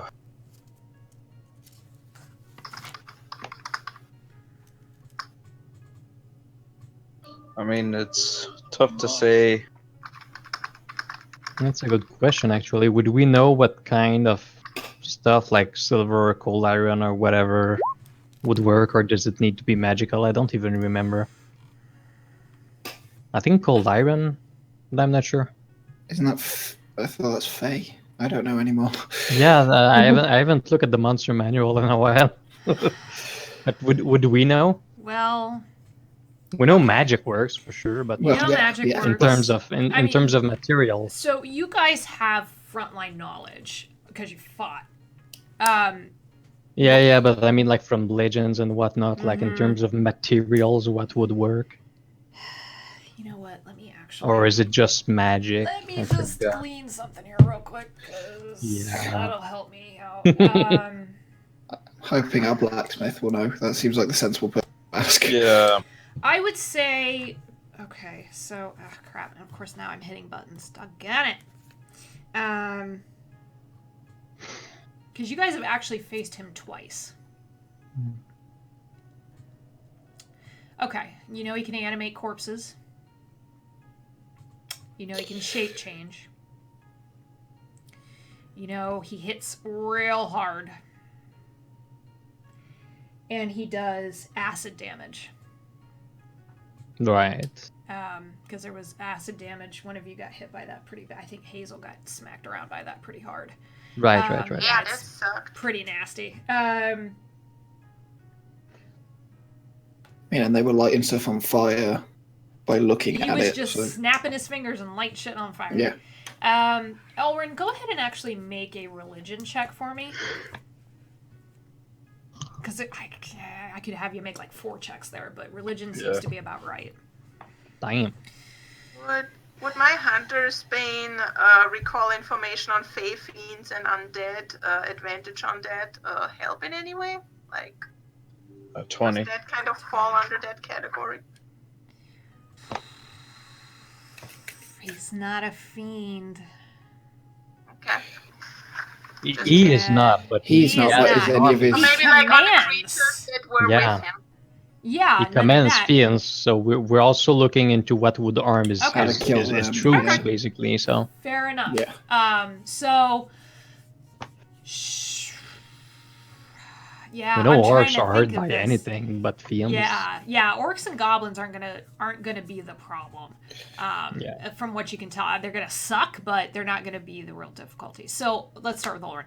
Oren, with that, a 20, not natural. I'll give you this. Like a lot of higher entities, he's going to be resistant to a lot of things. So non-magical attacks are not going to help you much. He is going to be, just with your religious knowledge of fiend and fiend adjacent, we'll say, entities, which you suspect he is. He's totally immune to poison. There's just you're not gonna do shit. He's totally immune to being charmed. Oh, and I take that back. He's totally immune to bludgeoning, piercing, and slashing damage from non-magical weapons. But not charmed. No, he's immune Also to being charmed. Ah, shit. Yeah. Can't flirt The other with him. plan. This is the DM telling you that y'all are not high enough level for that shit yet. But you also know that because you faced him. Yeah. And you didn't seem to make a dent in him. And he was toying with you. So we can't hurt him even with magical weapon? You can. Is that it? Yeah. Magic Okay, yeah. If it's a non-magical weapon, not gonna do shit to him. Yeah. The only reason I think Hazel or Naraxis got one off on him is they both are considered... Well, Hazel is a magical weapon. Yeah, she is a magic weapon. And Naraxis has one, so... Yeah. How you want to approach this. Now, that being said, Ulrin may be able to enchant something. You may be able to track someone down. There is a blacksmith in town. You do not know their level of skill. All of those are options. You can also you were already told if you need it, you ask for it. We also have that longsword +2. Yeah, we got like another 5 of them. Yep. Yeah. Just start shoving swords in him like Vecna with the frickin'... I think everyone has a magic weapon at this point. Yeah. No, Well, you have Well, the I one. mean, you don't are really an actual melee. weapon! I don't have one. Yeah. You are one, though. I mean, I feel like the wand counts, but So would it be worthwhile to make like silvered weapons or like magic weapons for the people who are going Yeah, even if I like think Silver's only for Yeah, like to the fight the regular demons and everything? yeah, it's like silver arrows. Yeah. Yeah, some kind of magical ammunition would probably be handy and greatly appreciated, but you don't have the materials to do that. Yeah, or You're the going time. to have to requisition it from somebody. Yeah. But it's info. I mean, those are elite troops. We can assume they have some +1 stuff. Some of them maybe, possibly. They're a But- small task force that has the Yeah. best training, and that's a decent assumption. How many of them are there? Topher didn't say. Damn it. I mean, anything we can do to tip the scales. Yeah. I'll meet with the blacksmith and I'll send a message to Topher to find out how many and what kind of armaments they have and see what we need to prepare. Are we gonna like spend more than one night on this? Like, are we gonna stay a few days here and prepare? Or are we just gonna go tomorrow? I mean, the longer we wait, the more time they have to get ready. Yeah. Yeah. What about healing potions? Where are we there? Because I don't have any on me anymore. Don't we have a lot of... Good question. I think there's like 5 greater ones in the bag. Yeah, Yeah. we bought in bulk with after we got We the did. sold the 20 grand shield. I have one small one. I mean, I you do have tabernacles available to you at all times. Yeah. I will I say have that. 2 healing potions ready. Okay. Thought I had more. Maybe buy some more of those or just distribute the ones we have amongst each other.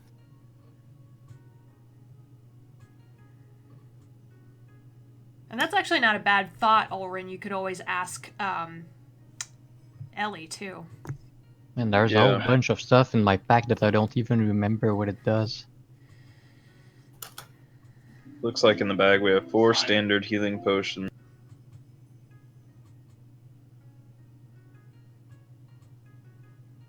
Okay.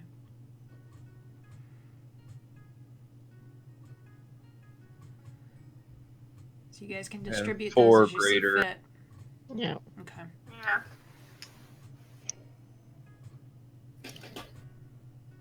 Okay. Ulrin, what do you want to do to head this up? I'll cast sending and send a message to Topher and just ask, how many are in the task force and are their armaments prepared to fight demons who are resistant to non-magical attacks. Okay. It's a little silence on the line, so to speak, and then she comes back with force of 150, 35 available in this area, sending for more, are armed for all possible encounters. Okay. Okay, so does that mean that they're ready for it? So Sounds like it. okay. At least to their training and the knowledge that, the collected council has of existing entities. Yeah, no, fuck, Okay. fuck that. We still get ready. Like, yeah, that's, yeah. I mean, given what you know about her reputation, she is not going to send these guys out ill-prepared. But you've also, to your knowledge, never faced anything quite like this guy. So, Yeah. yeah. It's, Yeah. 6 of one, half a dozen of another type of a thing. So, let's see here. I pulled up my notes on tabernacles just in case you guys decided you wanted. I was like, scroll. Scroll. Yeah. I think Norax is. I want that scroll. Will be sat quietly with like like parchment and paper, and it's all like battle plans and like trying to work out whatever he can do that's gonna keep these people alive. It's like, yeah, a lot of things are coming back to him. Okay. I want to, I don't know, can I get out of the city fairly easily? Like, I basically want to seek out a place that's more like natural. Like, if there's a place close to Kymal that's like a little patch of forest or something, I would like to go there. It would take you a little bit of walking. Kymal sits kind of in the valley, like the seat of the Ironheart, or the Iron Throne, Iron Seat Mountains. I'm trying to remember my Tal'Dorei geography here. I'm not Matt Messer. So they sit, basically it sits at the base of this mountain range. So you have the mountains, and then Kymal, and then the Ivyheart Thicket to the south. So there would be woods leading up to it, but it's going to take you a little bit to get there. You're probably going to have to walk for about an hour. Okay, that's fine, because I think everyone's off doing their own things at this point, so I'm just gonna walk there. Okay.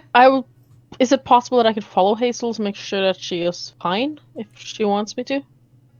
Are you Like make sure? obvious? Yeah, I'm gonna ask her if okay. I see her leaving. Um, Unless Hazel is trying to sneak away stealthily, then I probably don't realize. I what would not she's doing. sneak away stealthily because I always fail at that anyway. I think I would just like, I don't know, just excuse me and go. But like Elijah asked, I just wanted to have maybe have a little chat with my god. Like just try to contact them and see if they maybe could lend any assistance for tomorrow. You can come if you want to. Yeah, and just like keep watch if 2 is better than 1 anyways. So I don't get into any mischief along the way. Yes. Or you both do. I think I'm the responsible out of us. I'm not quite sure. Yeah. You are much more mature than I am. I very much admire that about you. Thank you. Yeah. So you want to head out? Elijah on your tail? Okay. It takes you a little bit. It is dark. You're buoyed by the fact that there is a heavy guard presence. You see they've stopped all caravans going in and out of the city. They've kind of locked the city down for a little bit to give a chance to make sure everybody's okay. But that takes a while. But you can freely go. You're not trying to pull goods in and out type of a thing. Especially as some of the guards have been alerted to who you are. And in a good way, not in a bad way. No, time to lock them in the brig. Which could have happened.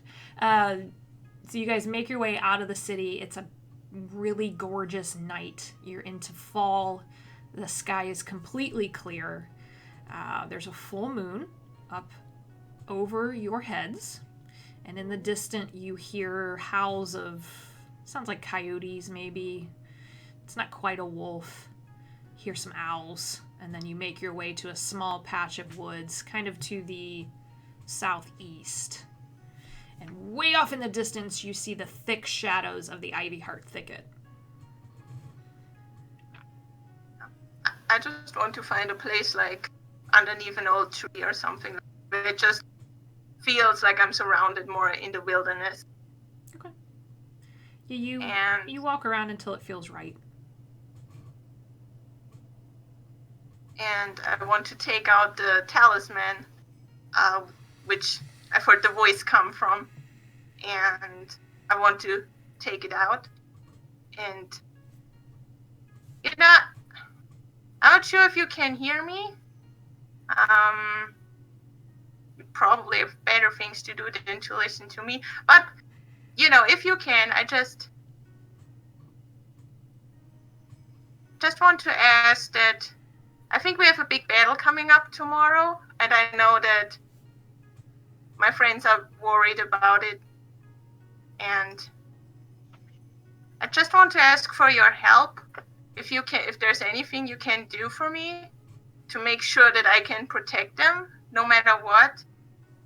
I know I've been a bit hesitant about it, but if you can do that, I'd be ready to also embrace more this side of me that you want me to be. As long as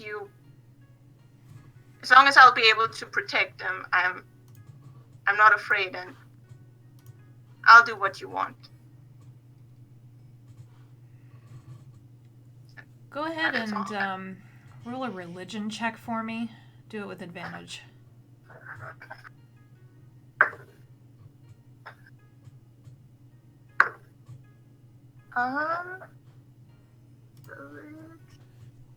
It's a 14. 14.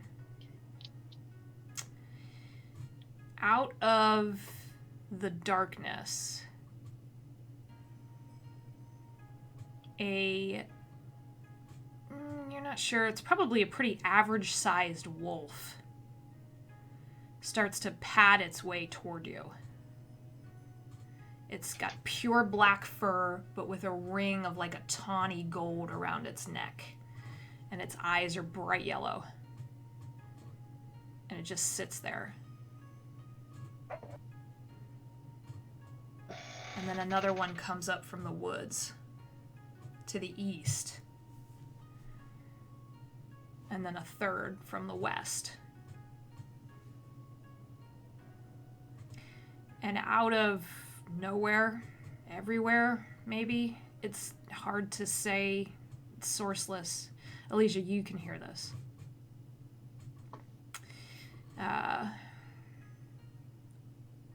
He says, "Take them.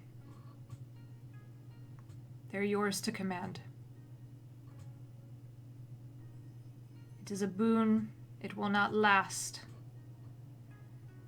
But for now, they fight by your side." Thank you. I walk forward and scratch one of the wolves behind the ears. It kind of doesn't. It's almost hesitant. Like they're real regal creatures. It's like, oh, that feels real good, but I don't want to admit it. You can see the back foot kind of a little bit.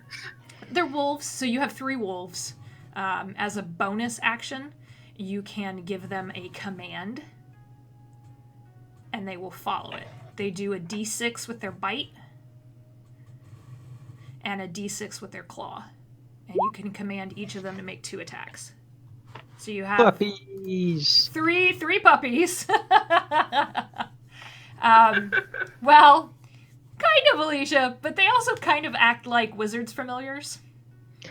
Oh. So they're not necessarily flesh and blood. Oh, good. And once they're Otherwise, done... Yeah. Devastated if they die. No. I would not do that to you. I would never do that to you. Once they're done, they'll just kind of poof out of existence. Oh, so they're gonna die first then. So you can They're just command gonna- you they can don't die, command them they faint. to attack. You can command them to protect. And you can command them to track. So those are the 3, and you can command them to do other things, but those are the 3 major commands that you know they will follow, without question. But they are not, it's an interesting moment, they're not loyal to you necessarily, but because you are of his clan, they accept you. As you're doing this and you're petting the one wolf and it's reluctantly leaning into it, you do hear one more thing. It's much more quiet, but I'll do it, Soto, which is, "Fight well, my daughter."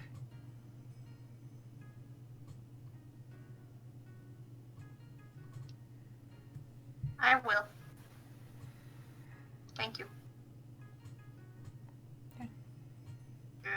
No, I don't say that.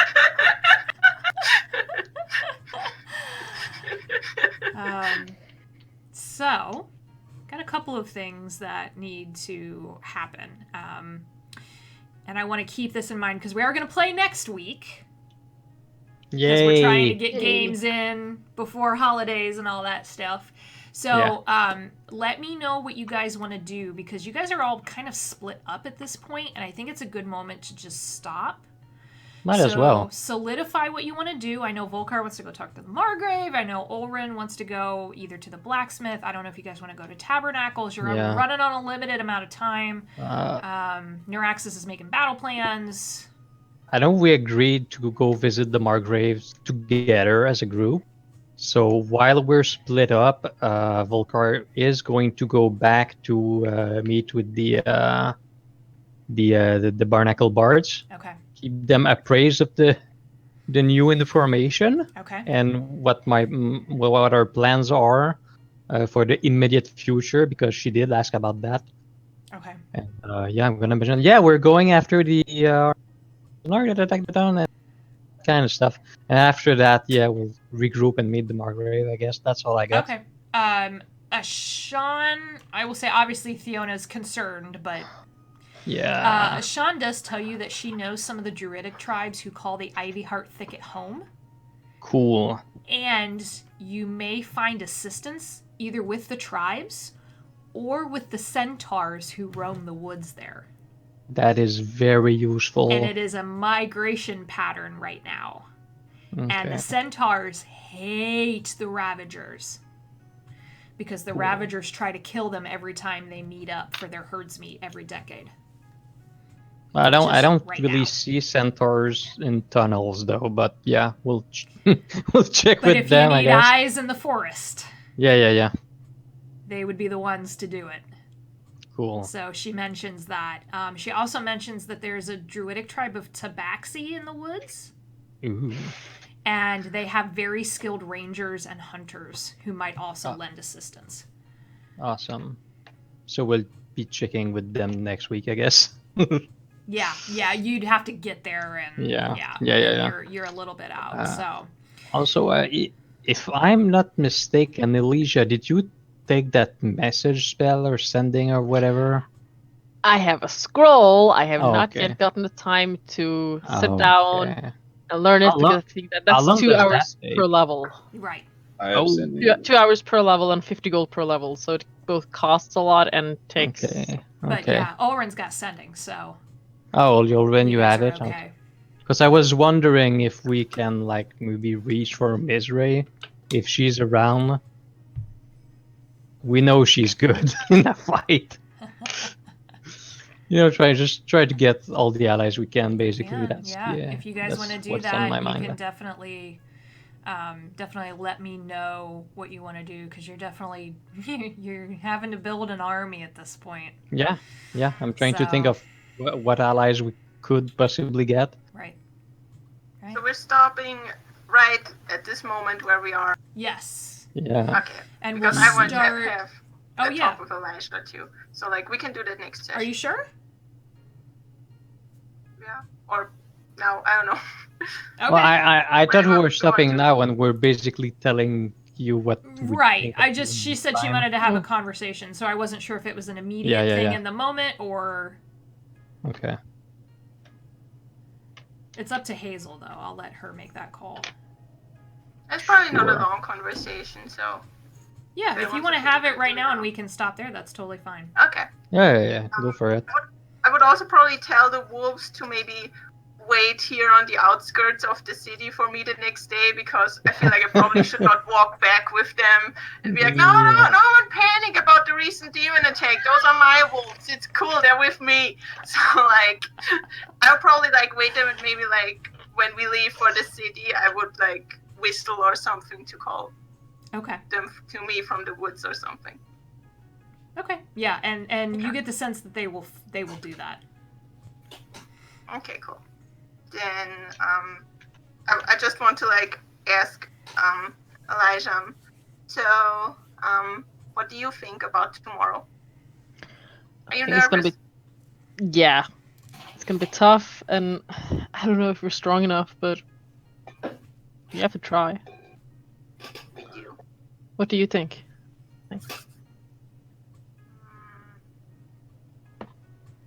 I think as long as we stick together, we can do it. I'm not sure. It's like, I don't know. I just know I want to protect everyone. Yeah. And that's it, basically, really. I'm not really good at this whole, like, you know, ancient dead god theme stuff. Like, that's not really... Like, I'm not smart like you about these things. I just know I want to keep everyone safe. I might be smart, but I have no idea what's going on still. Yeah. But yeah, we're not leaving anyone behind, and we're gonna get this through together. Yeah. We're gonna get through this together. Words. I think Yeah. Hazel then, like, looks around a bit sheepishly and, like, kicks up the dirt a little bit and, like, looks at the wolves and, like, the forest and Elijah and Dennis. You know, it's kind of funny that, like, you know, we're, like, kind of standing here in the woods with the wolves because that's kind of, like, the time when I first met you. Kind of. Ish. What are you talking about? And yeah, I was gonna mention Alicia's probably standing a bit back from the wolves. She doesn't really... I didn't mention that. But yeah, she's a bit behind the wolves. Yeah. What are you talking about? We met in Juran Village. Well, yeah, we did. Like, we talked and... I don't know if I've ever mentioned that before, but I actually used to live in the Parch Woods for, like, many, many years.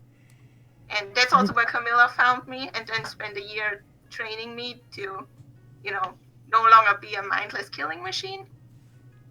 I think you mentioned that, yes? Yeah. And,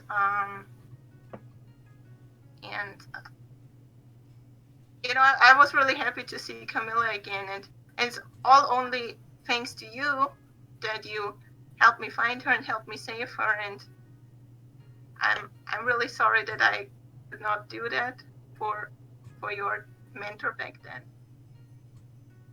And now Alicia's starting to remember. Because I saw that Camilla and I saw the two of you pass through the woods. You saw Yeah. the wolf attack. Yeah. But I wasn't fast enough to save him, and I'm really sorry about that.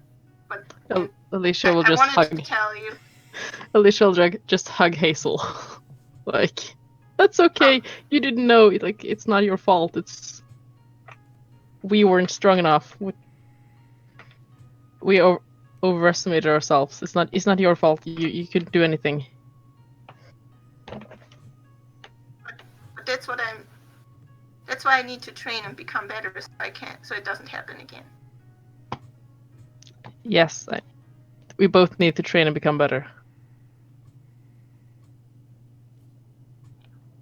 Are you mad at me now? No. I think I should tell you before we go into battle tomorrow. I'm really sorry. I'm not mad at you. Thank you for telling me this, even if it's been a couple of months. I don't know if you've noticed, but I'm really bad. I just usually say random stuff and, like, I don't know, and then at some point mention candy or something. That usually seems to make people smile. It does. But I'm not so good at the, like, serious talk. That's okay.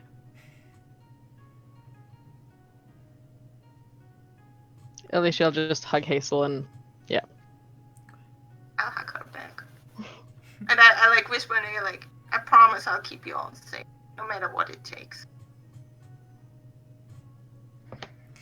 And we'll stop on that really sweet note. And speaking of more training, take your level 9.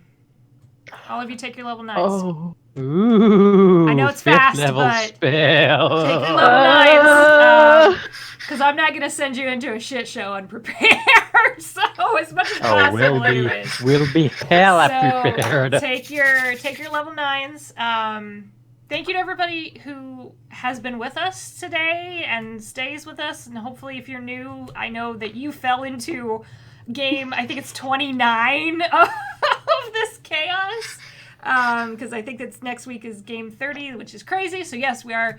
We typically are every 2-ish weeks, but with the holidays coming up, we want to go ahead and get as many games in as possible. So upcoming is next week. Our usual game time is 11 a.m. Eastern Standard Time.